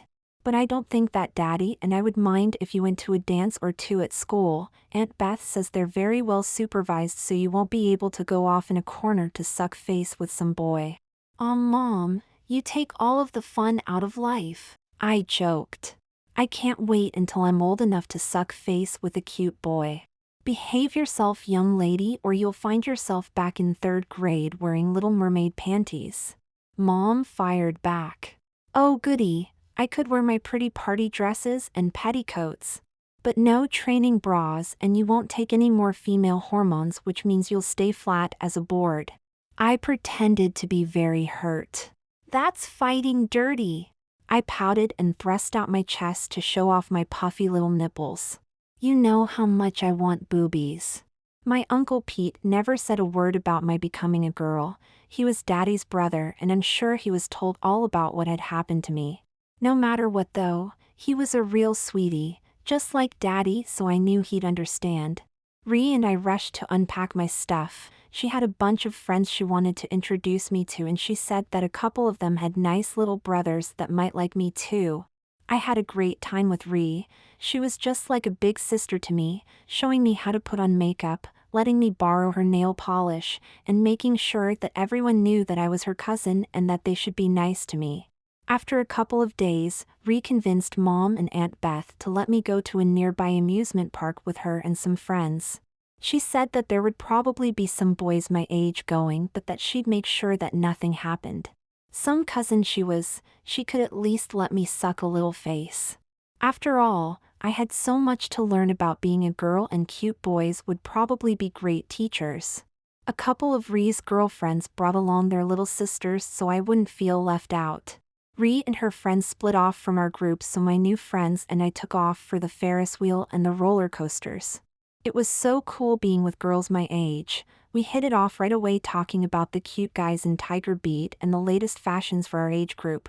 I quickly found out that I had a whole lot in common with my new friends. Jenny had been a big Barbie doll collector. Mary and I both wished that we could have boyfriends as cute as the twin boys, Dylan and Cole Sprouse, who played Zack and Cody on The Sweet Life of Zack and Cody. Annie was also wearing a denim skirt and, like me, loved to wear pretty dresses instead of pants. It was great to find out that they were also going to be in the 8th grade at Laketon, so we could hang out together. Best of all though was that Laketon was a private school that required students to wear uniforms. The boys all wore dress slacks, shirts, and ties, and the girls all wore pleated skirts, white blouses, and knee socks. That, I thought, was totally awesome. I would have to wear a skirt to school, something I've wanted to do since nursery school. Once school starts, I'll wear a skirt, blouse, slip and panties 5 days a week just like every other girl. It's so exciting that I can't wait for summer vacation to end. In the meanwhile, I have plenty of skirts and sundresses to wear over the summer. We had a great time on the Ferris wheel and the roller coaster, but Jenny and Annie were afraid to go on the spin around, a ride where 4 people get into a car that spins in a circle while going around in a circle. Mary and I wanted to go on it, but we needed 2 more people for our car. That was when 2 cute boys asked if they could ride in our car too. Mary looked at them and asked, "Do you have girlfriends? What's wrong with you?" I whispered to her, "You're embarrassing me." I took another look at the 2 cuties though and asked, "Well, do you?" As soon as they said no, Mary pulled me close so each of the boys would have to sit on the outside. I'd been on a ride like that before, so I knew what she was doing. When the ride was at full speed, it forced everyone to one side and then the other. Each of us would then have a cute guy pushing against us half the time and we'd be pushing against them the other half. The boys had to know what Mary was planning. They grinned at each other and hurried to choose a girl to sit next to. Jimmy, the cutie pie sitting next to me, was every bit as cute and adorable as Eric Montel. He had big brown eyes, a mop of reddish blonde hair that wouldn't stay out, and when he smiled at me I felt all kinds of funny things in my tummy. Mary's guy was named Mike and he was just as cute as Jimmy with blonde hair, green eyes, and some muscles on his arms. I whispered to Mary that we had to ride a couple of times so we could switch guys. I wanted to find a way to accidentally squeeze Mike's arms so I could feel his muscles. The ride started up and went to full speed real fast, causing Jimmy to squeeze against me. "Am I hurting you?" he yelled above the screaming coming from Mary and me. "No, it's cool." I smiled. He must have mistaken our screams for pain when we were really just letting everyone in the world know how thrilled we were to have two cute boys making a sandwich out of us. A minute later I was squeezing Jimmy into the side wall. "Are you okay?" I asked with a big smile. "My arm's sort of pinned," he groaned. "It's going to sleep." Once the car shifted, I moved so Jimmy could free his arm, which magically found its way around my shoulders, pulling me close to him. "That feels much better," he grinned as I found myself staring into his eyes. "Oh yeah," I moaned as I snuggled close. "Much better." We rode the ride 3 more times, but after the second one I stayed with Jimmy and Mary stayed with Mike. I liked Mike's muscles, but it just felt nicer to snuggle up with Jimmy. Ree and her friends passed by and saw me snuggled close to Jimmy. She stopped, smiled, and waved, then went back to kissing some cute guy that had his arms around her waist. I knew she wasn't going to say anything to our parents about me getting comfortable with Jimmy. When we finished our 4 rides, Mary and I said goodbye to Mike and Jimmy and joined up with the other girls. We found a nice shady spot where we could sit and tell the others all about the cute guys and how nice it felt when we were all squished together. The 4 of us found some more rides to go on and then decided to try our luck with games at the midway. The first game I tried was knocking down some milk bottles with a softball. Only girls were allowed to use softballs, boys had to use baseballs. Every player got 3 chances to knock the bottles down and win a prize. I was trying my best because I really wanted one of the teddy bears they offered as prizes, but even with the bigger softball though, I couldn't even get close to the stack of bottles. After 5 tries, I was ready to give up when I heard a voice behind me. "You throw like a girl." I turned and saw Jimmy grinning at me. "Well duh," I pointed to my skirt. "In case you hadn't noticed, I am a girl." It felt so good to say that. "Girls can't throw worth a darn," Jimmy laughed. "Would you like me to see if I can win one of those big bears?" "You'd have to knock all the bottles down with just 1 ball," I said with a smile. "Can you do that?" That was all that he needed to hear. He put down $1 and picked up one of the 3 baseballs. Holding it out to me, he asked if I'd blow on it for good luck. I took a deep breath and blew as hard as I could. He wound up, threw the ball, and sent the bottles scattering as if they'd been hit by a basketball. I jumped up and down, clapping my hands, stopping only to point out a big pink bear that I wanted. "You're my hero," I screamed as he handed me my teddy bear. As he stood there blushing, I was overcome with an urge to give him a proper reward, so I quickly kissed his cheek. "Thanks," he stammered while rubbing his cheek. "I've never been kissed by a girl before. It's the first time I ever kissed a boy, so we're even." I smiled and clutched my teddy bear. "I'm going to name him Jimmy after my hero." Jimmy kept rubbing his cheek as he walked away. "You kissed a boy." Annie giggled. "Did you like it?" "I just kissed his cheek," I tried to explain. "He did win me this teddy bear, so it seemed like the right thing to do." "He's so cute," Jenny groaned. "I'd give him kisses just for trying." When we met up with Ree and her friends, they all wanted to know the story of my teddy bear. I told them how I couldn't even come close to hitting the bottles and how Jimmy won him for me. "She gave him a kiss." Mary giggled. She kissed him right in front of everybody. That seems like a fair trade to me, one of the older girls shrugged. That's a very cute bear. Does he have a name? He is cute and his name is Jimmy Bear, I proudly announced. He's named after the cute boy who won him for me. Reese smiled and gave me a wink. We'd have lots to talk about when we went to bed. That night, I showered and changed into a pair of silky, pink, bikini panties and a short, pink, nylon nightgown with lace around the sleeves and neck. Someone's feeling very girly, isn't she? Ree teased as I dressed. All pink and lots of lace. I'm so happy now, I giggled as I held Jimmy Bear and twirled around.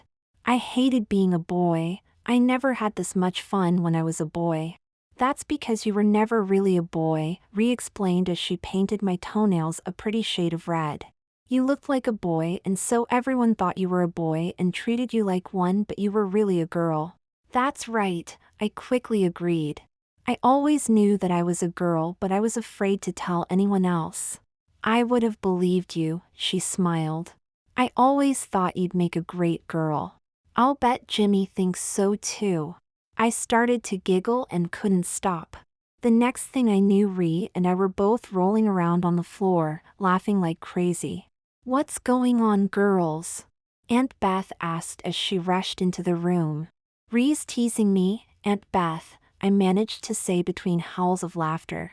Spank her. Libby's got a boyfriend, Libby's got a boyfriend, Ree started to chant. Libby and Jimmy sitting in a tree, kissing. It wasn't a tree, I laughed even harder. And I only gave him one little kiss. Aunt Beth sat on the bed and pulled me onto her lap. Tell me all about this boy that's captured my pretty niece's heart. Will there be a wedding soon? I managed to calm down enough to tell them both about the spin around, and how Jimmy put his arm around my shoulders and how nice it felt. Was that when you kissed him? No, that was when I felt all funny inside. I kissed him for winning me this cute bear. I told her all about how Jimmy came to my rescue and won the bear for me. Kissing him seemed like a good thing, I told her. Did I do something wrong? No, kissing a boy on the cheek is a nice way for a girl to say thank you. You're too young to get serious though. I understand. I promised Mom and Daddy that I'd be good and I will be. It was nice of Jimmy to win me this. I've never had anyone want to do something for me before. Get used to it, Ree laughed as she brought a mirror over to me. Look in here and you'll see why Jimmy was being so nice. I looked in the mirror but didn't understand what she meant. Oh, for heaven's sake, she shook her head. Do I have to spell it out for you? You're a very, very, very cute girl. Boys like cute girls. Boys will do anything for a cute girl. Therefore, boys will do anything, anything at all, just to see a smile on that pretty little face of yours. They'll fight to sit next to you, to carry your books, or dance with you. She's right, Aunt Beth shook her head in agreement.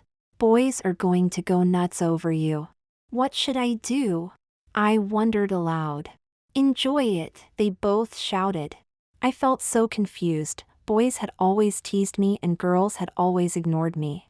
Now, boys wanted to win prizes for me and girls wanted to be my friends.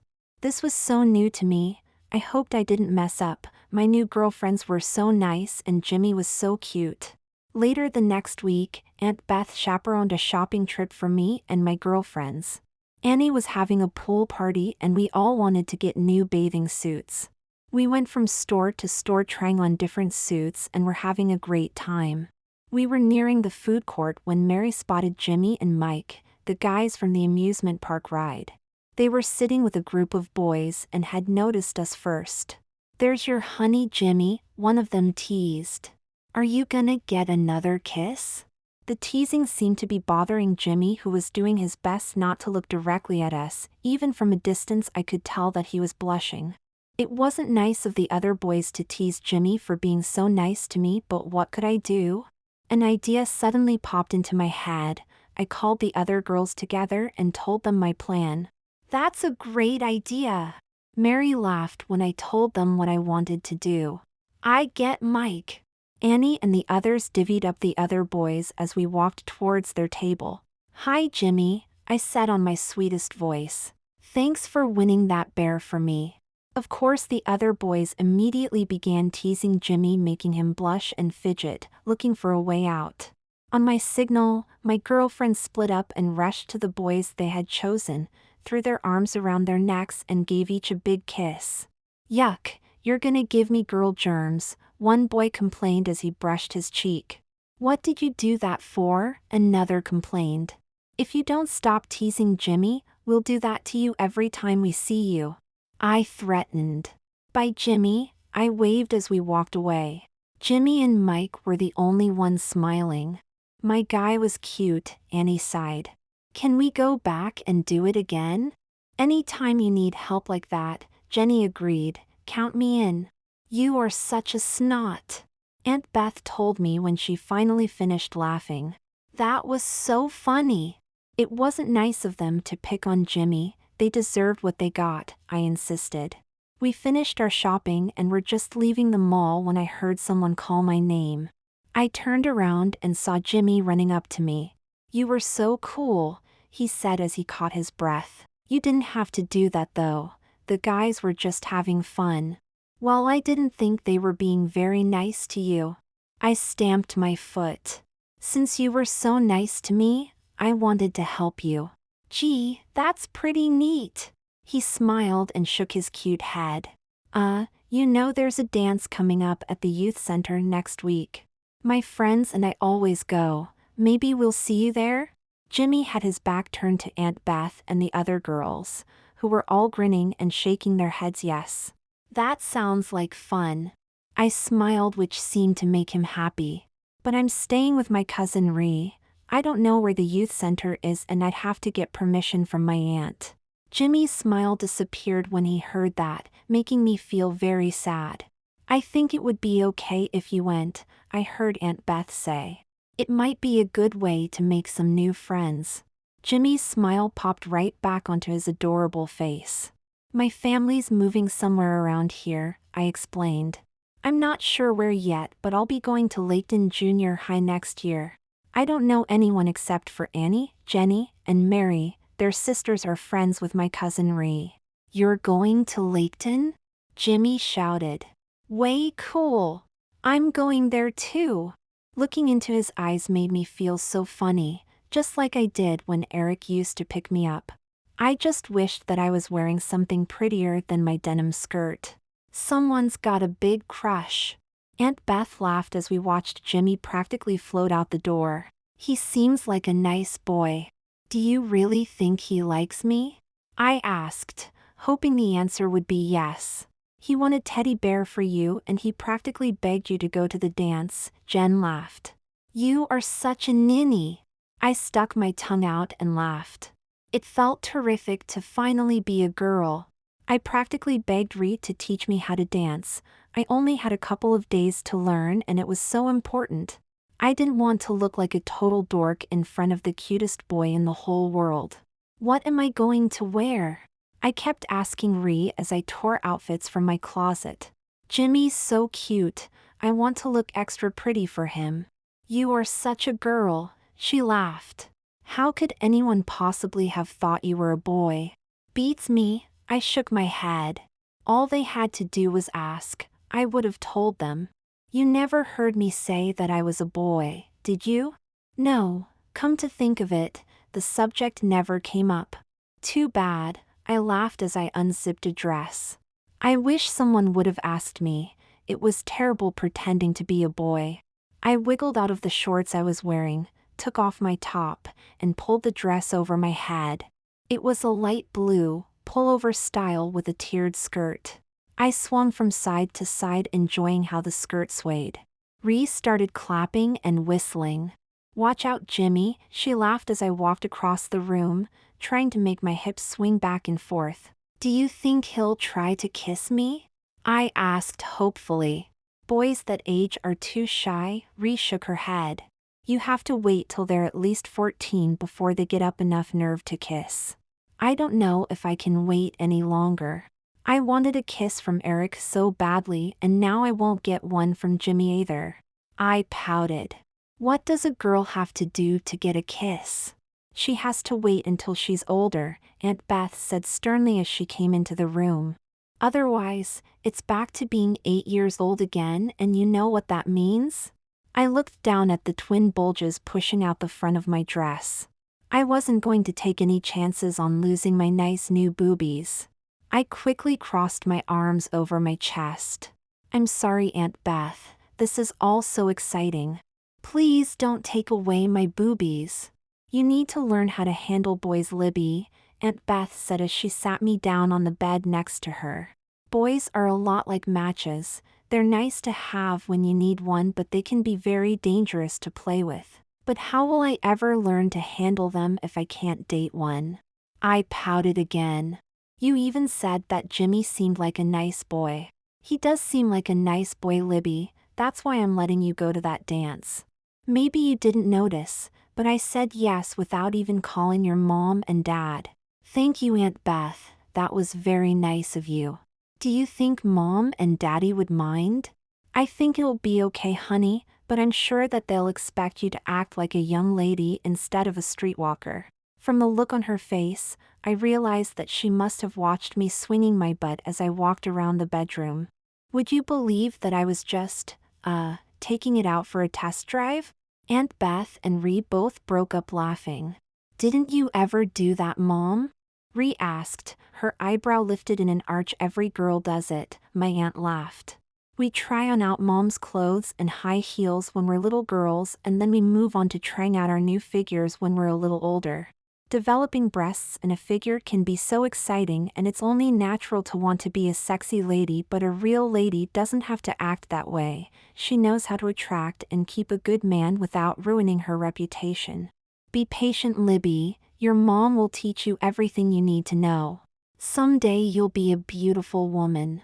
I was crying like a baby when Aunt Beth finished. I promised her that I'd never let her down. I'd be a lady just like her, Mom, and my idol Ree. Would you guys please help me find something pretty to wear to the dance? I sniffled.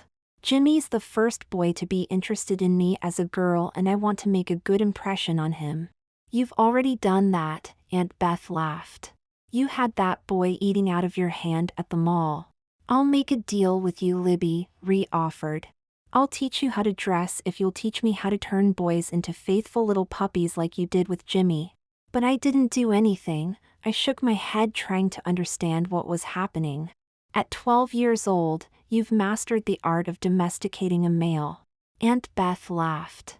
It takes some women a lifetime to do what you did in days. I'd have guys waiting in line for dates if you'd teach me. Ree insisted. Mom's got her guy. Help me. How does it feel to be irresistible to men? Aunt Beth asked. Tell us your secret. I was pretty sure they were teasing me, but it still felt so nice to hear. I'll tell Ree, but I can't tell you, Aunt Beth. You've already got the second nicest guy in the world, Uncle Pete. I'll trade you him for Jimmy, she offered with a wink. You're silly, Uncle Pete's way too old for me, and I can't give away what I don't have. Isn't that the funniest thing you've ever heard, Mom? Ree's eyebrows were nearly in her hair. She's got that boy tied up, ready for a branding iron, and she's trying to deny it. Poopy on her, Mom. We'll get our own guys. Ree snapped her head, pretending to be upset. That's it! I screamed. Now you're gonna get it. After a long pillow fight, we settled down and chose my outfit. Ree suggested a lilac-colored shift dress that had short, sheer sleeves. Better call the other girls and see if they want to go dressy, Aunt Beth suggested. You never want to dress better than your girlfriends. If they're wearing jeans, the best you should do is a denim skirt. Mom's right, never, ever show up your girlfriends, Ree agreed. It's us against the boys, so we girls stick together. I called the other girls and we all agreed that we'd dress up for this one dance. After that, it would be strictly jeans though. For some reason they didn't think wearing dresses was nearly as much fun as I did.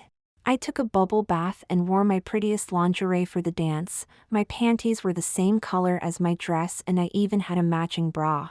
Since the dress had sort of a slip sewn into it, I didn't wear a separate one.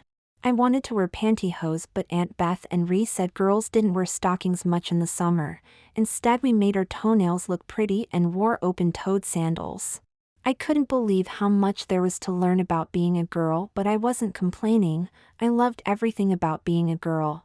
I loved wearing pretty clothes, fixing my hair, bubble baths, and of course I really loved cute boys like Jimmy. I carefully shaved my legs and armpits. I didn't want any nicks to mess up my pretty legs, and Ree had told me that a nicked underarm hurt like crazy.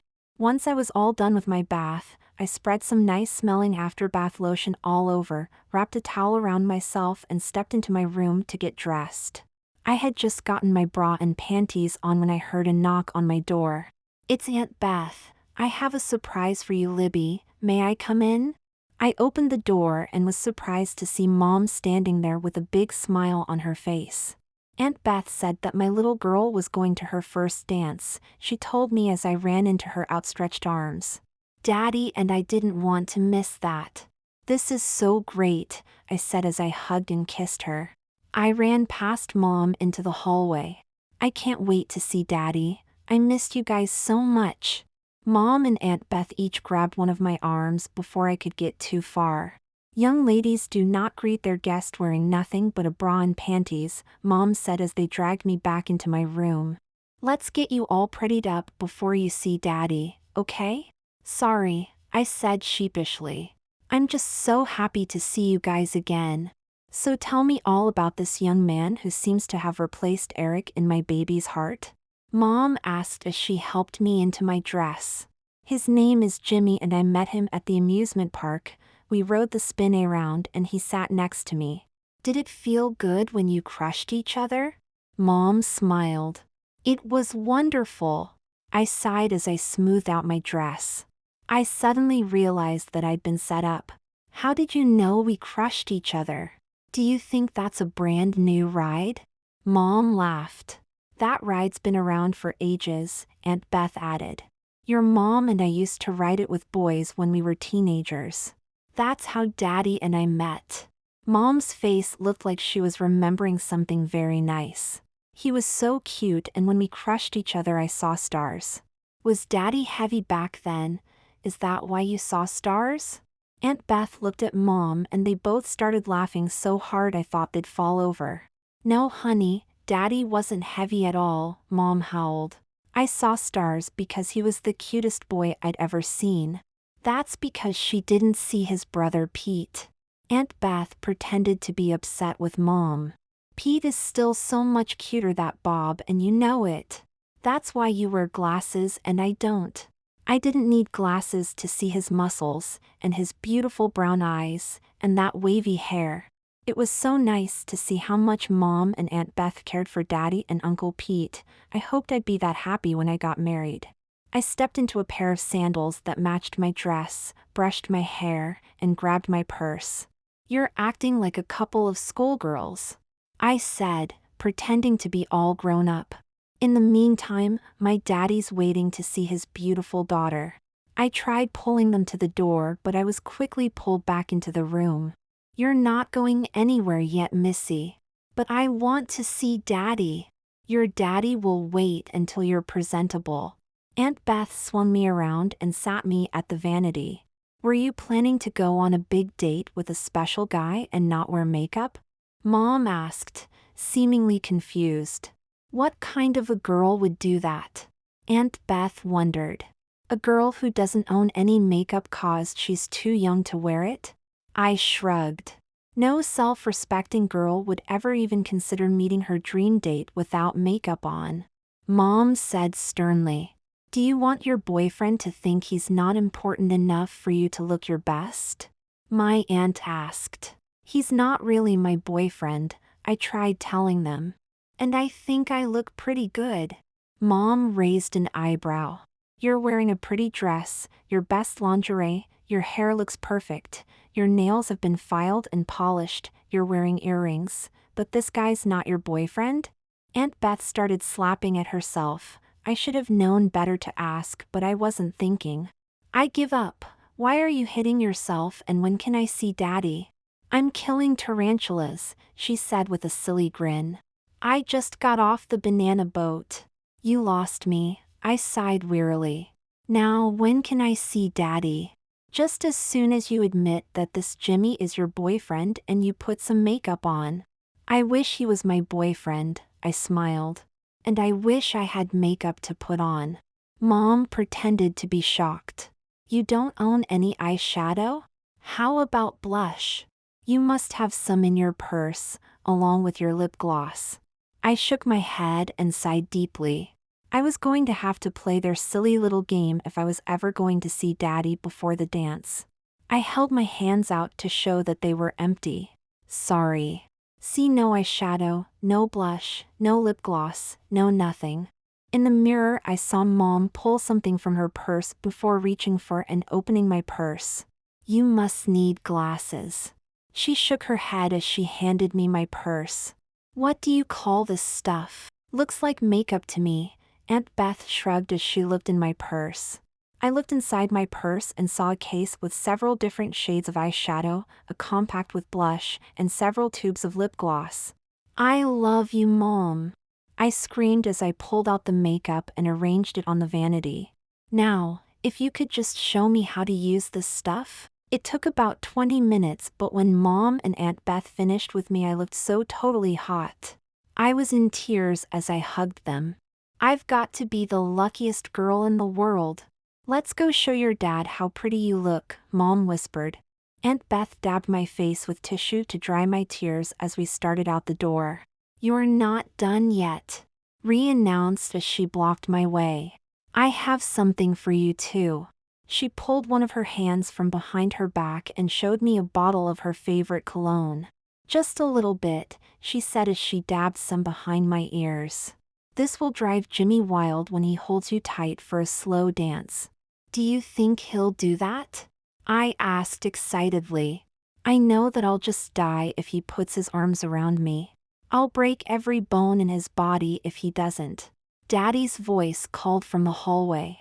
No boy is going to break my princess heart and get away with it. Daddy, Daddy, I shouted as I ran to him. I missed you so much. Daddy threw his strong arms around me and pulled me close. Mom and I missed you too, princess, he whispered as he kissed my cheek. You look as beautiful as your mom. Do you still miss your party dresses and petticoats? Mom asked. Yeah, I admitted. A little bit, I guess. But I couldn't wear pretty dresses like this and wear makeup and perfume if I was a little girl. You couldn't ride the spin around or dance with Jimmy either, Rhea reminded me. I loved my pretty dresses and petticoats when I was a little girl, but being older is even better. I ran my hands along my dress, thought about the pretty lingerie I was wearing, smelled my perfume and makeup. I can't imagine ever being a boy again, I said. I couldn't give up all of this neat stuff. One mistake was enough, princess, Daddy said softly.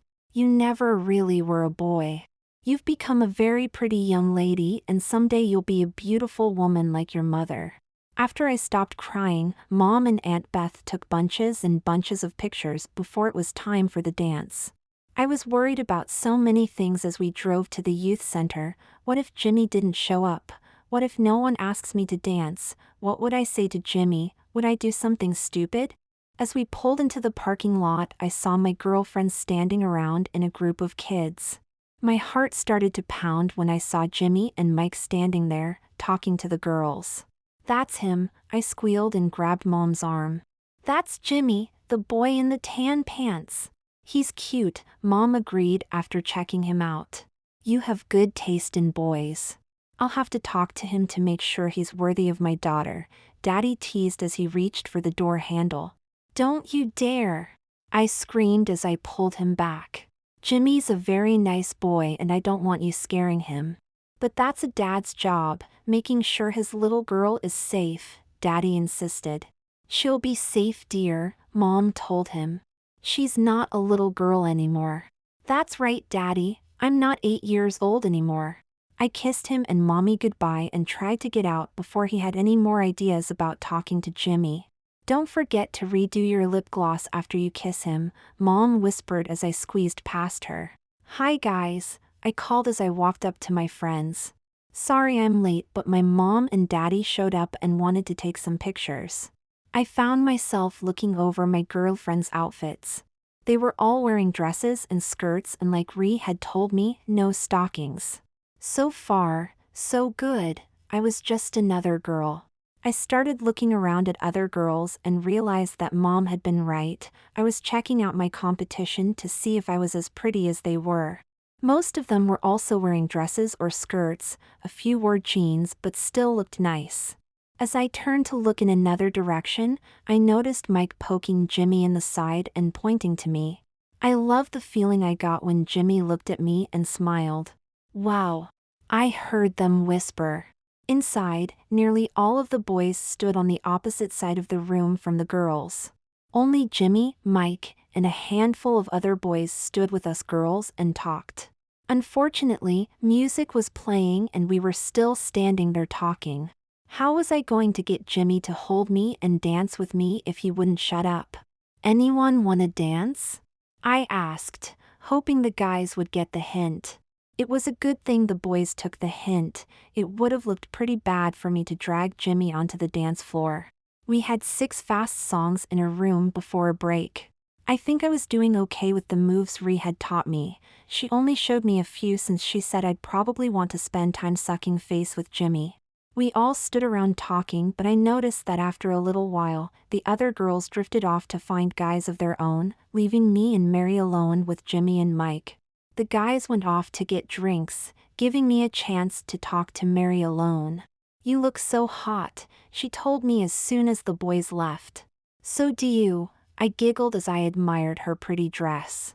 Her chest was pushing out a little, just like mine, making me feel so good to look just like any other girl my age. Even with the hormones I take and the talks I have with Dr. Lynch, I still worry that I won't be accepted as a girl.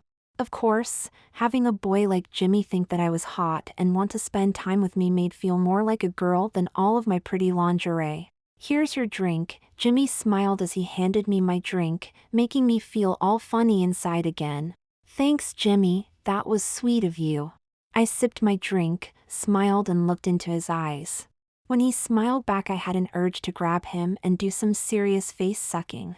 The 4 of us stood talking for a while. I was getting seriously lost thinking about how cute Jimmy looked, and I could tell that Mary was thinking the same thing about Mike. Let's go to the bathroom, Mary suddenly suggested. I smiled, promised Jimmy that I'd be back, and followed Mary to the girls' bathroom. There had to be about 15 girls in there, and we were all talking about the cute guys. Do you think we'll get to slow dance? Mary asked. That would be so nice.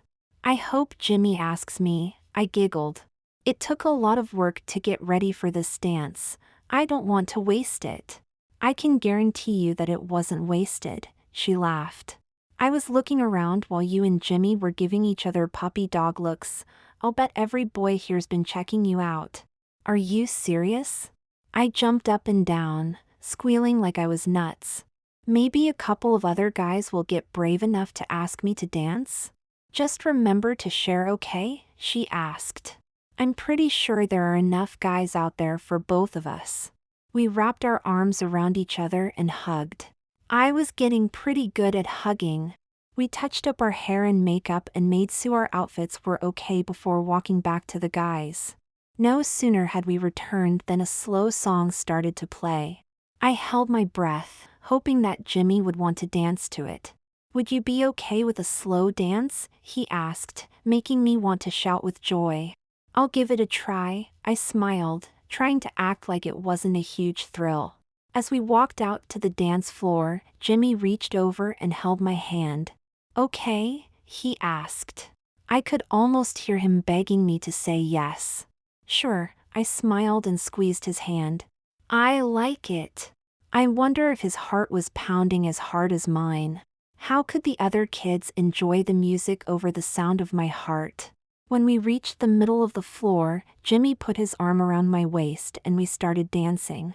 You smell nice, he said with that cute, shy smile of his. Thank you.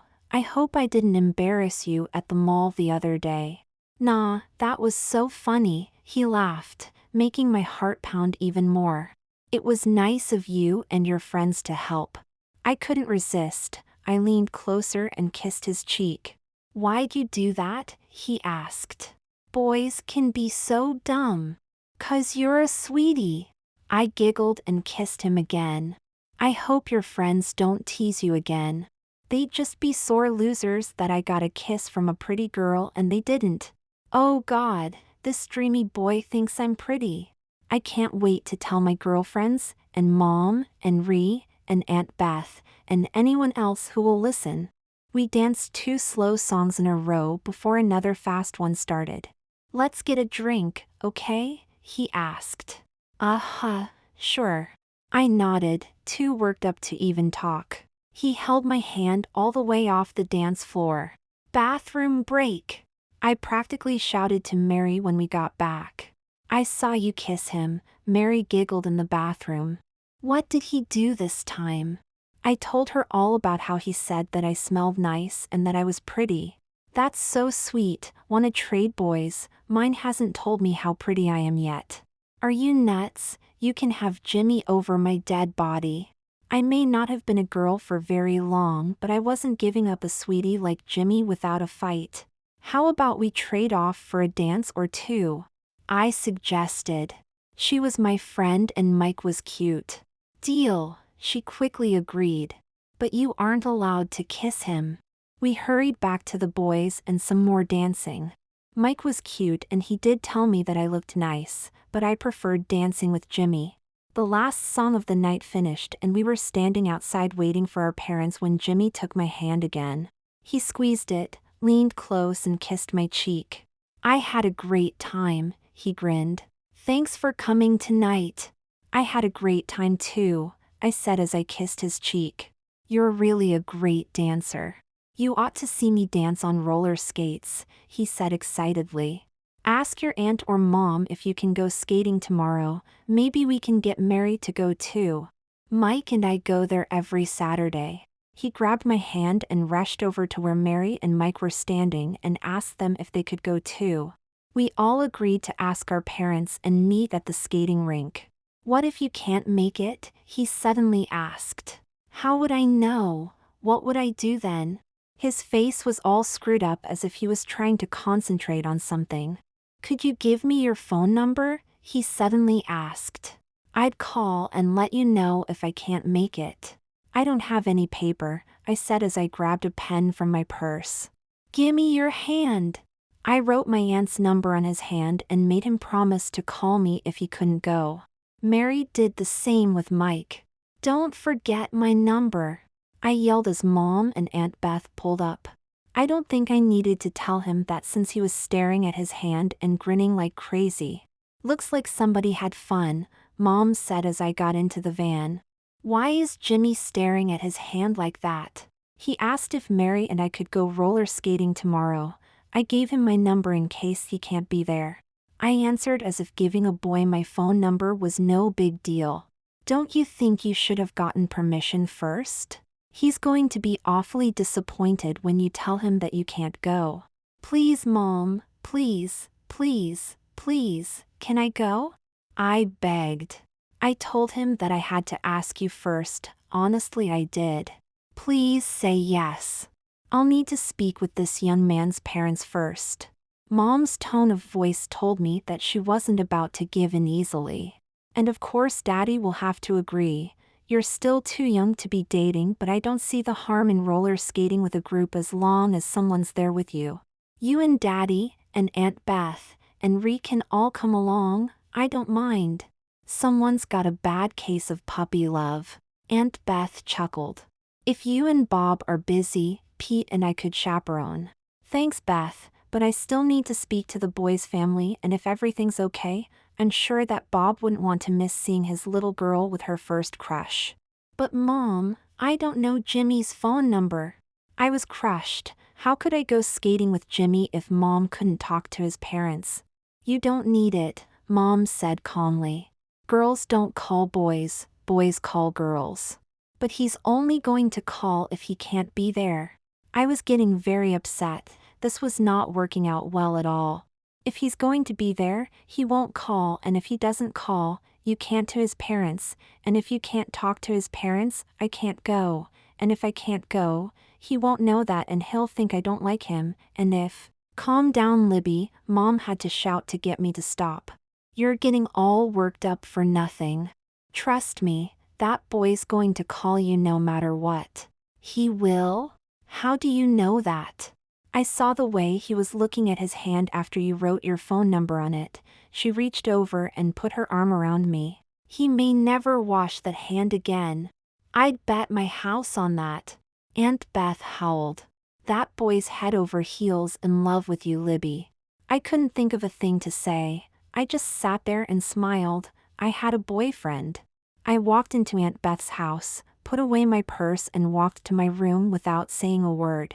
I sat on my bed, took off my shoes and stared at the wall. Ree rushed over and put her arm around me.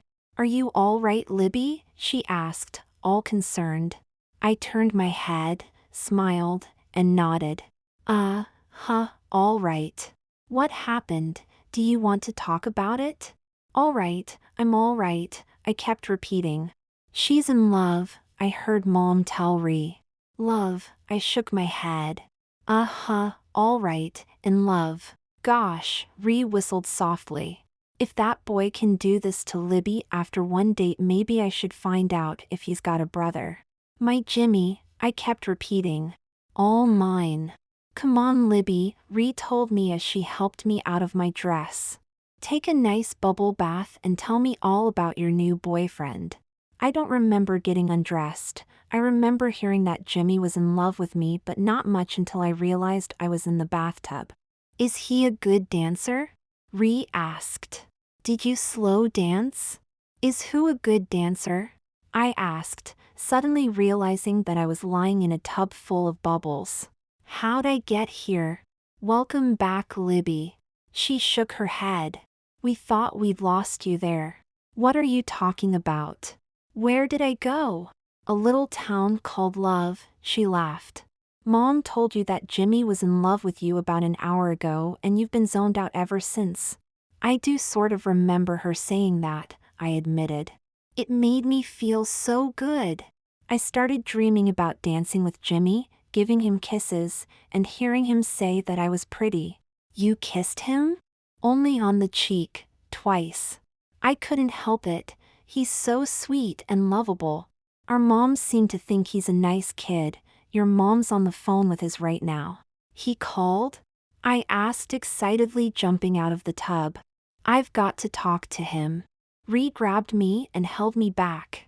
You can't go running around the house naked. Relax and enjoy your bath. He'll wait. But he might think I don't want to talk to him.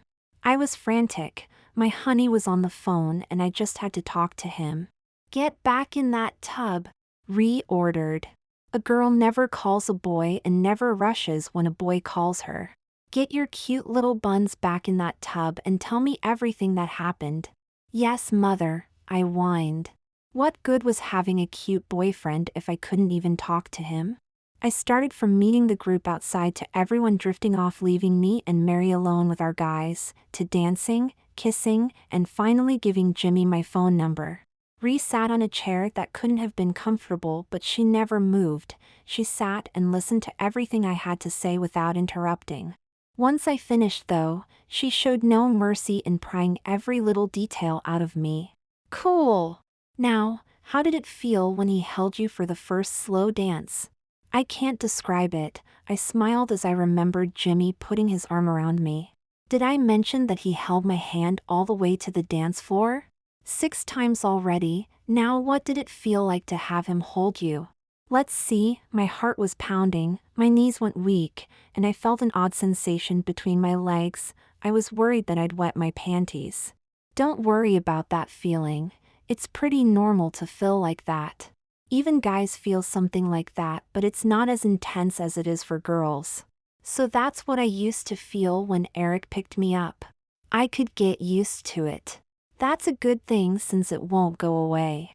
Mom once told me she feels the same way around Dad. Do I really need to know that? I groaned. You're a girl now. You need to know how your new equipment operates. Wait until your boobs grow. You'll get feelings there too. I did, I said, shocked. I did feel a little tingling in my boobies when he held me. It's a good thing you told your parents that you wanted to be a girl when you did. Your brain was already way over into being a girl and your body was trying to become a boy. That sucked. You'd have been a lousy boy. Thanks, Ree, I smiled. I was so afraid that no one would understand. Hey, it's not that hard. She shrugged. You're pretty, you like boys like you, so you must be a girl. Did I mention that I'm a very happy girl with a very cute boyfriend? We sort of figured that out when your brain took off for parts unknown after Mom said that Jimmy was in love with you. Was I gone long? I felt silly to have zoned out like that, but when Aunt Beth said that Jimmy was in love with me, I completely lost it. About 10 to 15 minutes. You kept grinning and saying things like Jimmy, boyfriend, cute, love, and stuff. Good grief, I feel so dumb. You feel like any girl who has a new boyfriend. Ree corrected me. Girls are emotional, it's what we do best. Don't let it bother you. I like being a girl. I grinned. I finished telling Ree all about the dance and how Jimmy was supposed to call if he couldn't go skating. All the while I was talking about Jimmy, I could feel the tingling sensation Ree had told me about. It was even more exciting than the first time Mom had dressed me up as a little girl.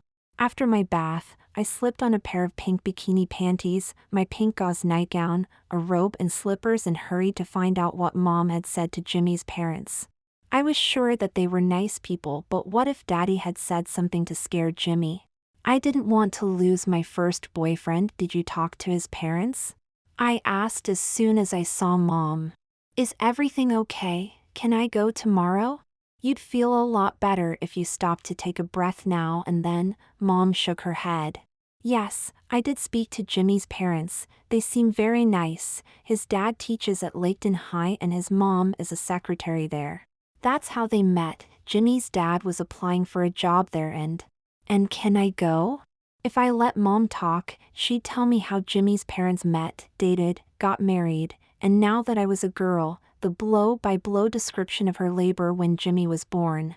I'd seen, or rather heard her in action before with other women who seemed to enjoy hearing every detail of someone's life. The only thing I wanted to hear though was that I could go skating with Jimmy. Crap, I knew there was something I wanted to ask Cindy McCann. That's Jimmy's mom, nice lady. Did I tell you that she works at Laketon High? I was ready to burst into tears when Mom stopped chattering and smiled at me. Daddy and I will drop you off. She began to laugh. The look on your face was just great. It took all my concentration to keep from laughing. You were funny. Daddy joined in the laughter. I had to turn away a couple of times to keep from laughing. The ringing of the phone broke the spell that had been cast over my family. That's probably Jimmy now, Mom remarked casually. I told him to give you an hour and call back. It was so nice talking to his mom. I'm sure Mom had more to say, she always does, but I was racing Ree to the phone. Touch it and die. I screamed at her. That's not very ladylike, she laughed as she reached for the phone. Grinning from ear to ear, she handed it to me. Hello, I said in the sweetest voice I could work up. Oh hi Jimmy, no I was just taking a bath. Ree was standing in front of me, mocking me, and pretending to throw up. I didn't care, Jimmy had called. The next morning I dressed in jeans and a pink top, and was off to the skating rink. Jimmy seemed happy to see me, walking with me while I rented skates and got ready while our parents were getting acquainted. I haven't skated much, I admitted while I laced my skates. That's okay, I can teach you, he quickly offered. I've been skating since I was 5. I could almost feel Jimmy holding my hands and leading me around. That would be nice, I smiled. Just don't go too fast, okay? Jimmy promised that he'd go as slow as I needed so I wouldn't fall down. He simply has to be the sweetest boy in the world. I struggled to stand and somehow made my way out to the floor and promptly fell flat.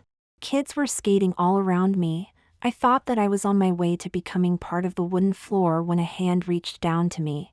"Grab on," I heard Jimmy call. "I'll help you up." I grabbed his hand and was back on my feet in a flash.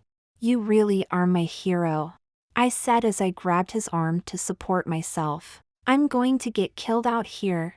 Just hold on and don't look at your feet." He sounded so calm and sure of himself. I only wish I could be that calm. "Pretend that you're gliding along, gently push off with one foot and coast with the other. Switch feet and repeat." He made it sound so easy that a minute later I was actually skating along beside him, holding on for dear life, of course. "This is fun, Jimmy, but I have a really important question. How do I stop?" "You could try running into a wall, that always works." He laughed.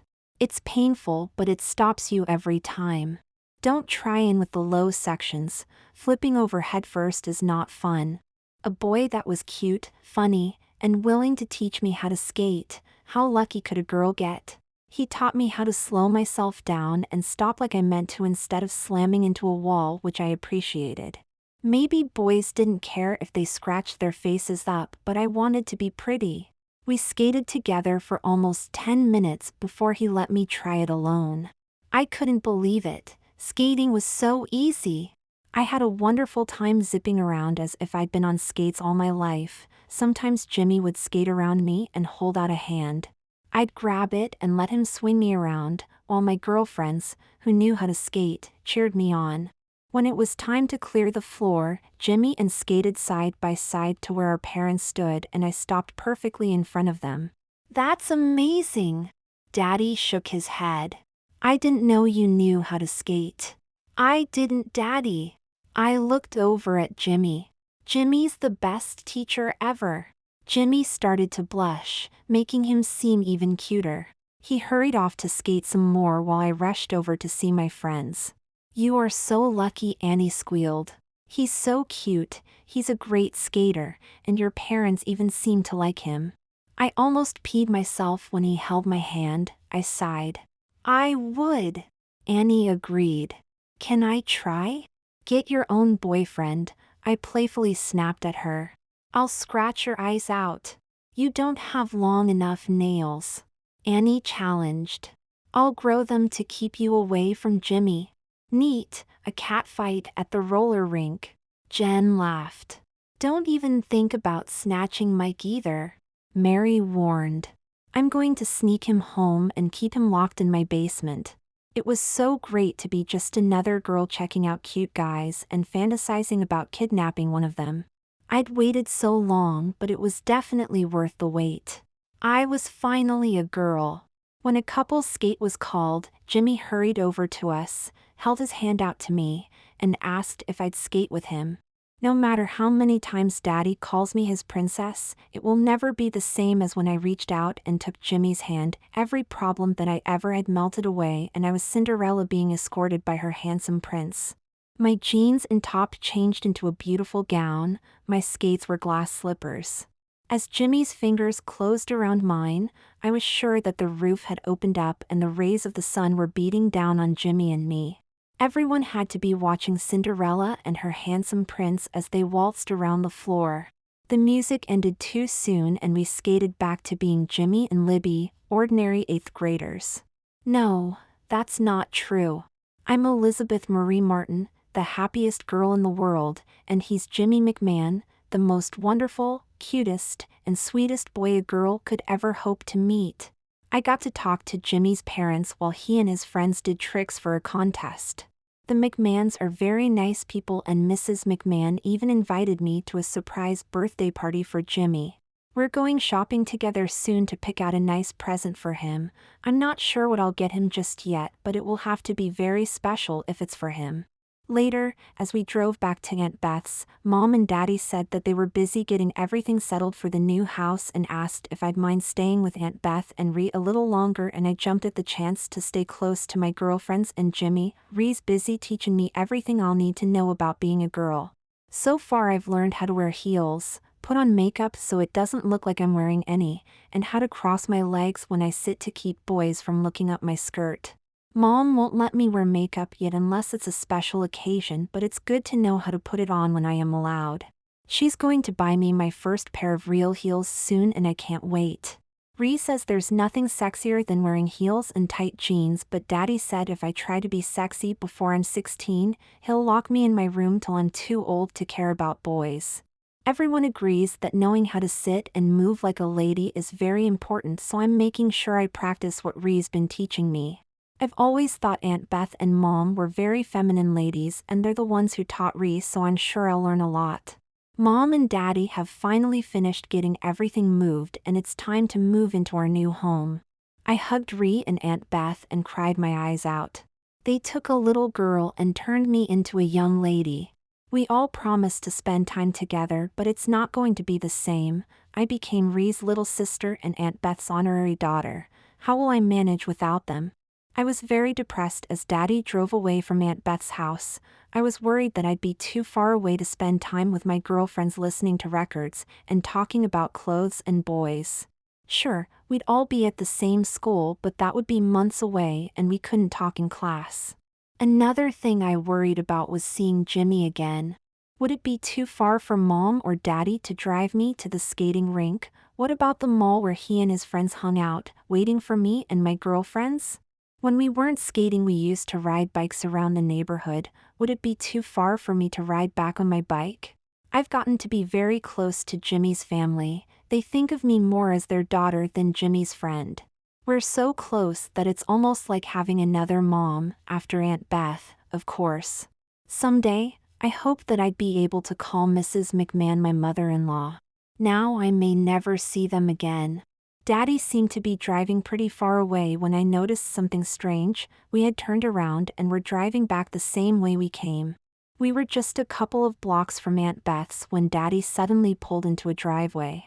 Daddy turned off the car, got out and opened my door. He bowed and swept his hand towards the house. "Welcome home, Elizabeth. This is our new house?" I asked, hardly able to believe my luck. Annie's house was just around the corner, Jen lived 2 blocks away, and Mary lived at the other end of the street. Oh no, a familiar voice called from behind me. "There goes the neighborhood." I'd know that voice anywhere. I spun around and saw Jimmy and his parents standing there smiling at me. Someone told me that a really sweet girl and her family were moving in. Any idea who they might be? Mrs. McCann asked. We live across the street and thought we'd stop by and say hello to our new neighbors. I was so happy that I started to cry. "Girls," Jimmy shook his head as I ran to his mom. "I'm going to like living here." I sobbed as I hugged her. I was afraid I'd never see you guys again. I don't know how the rest of my life is going to be, but I know that I'm finally happy. I've always thought of myself as a girl, and thanks to my understanding parents, now the rest of the world does too. Soon I'll be starting the 8th grade in a skirt and blouse, living out my dream. I have a cute boy that thinks I'm the greatest, and plenty of girlfriends to do all those things I dreamed about, like shopping, having slumber parties, and talking about boys. I'm not sure what's going to happen in the future, but somehow I just know that Jimmy will be there.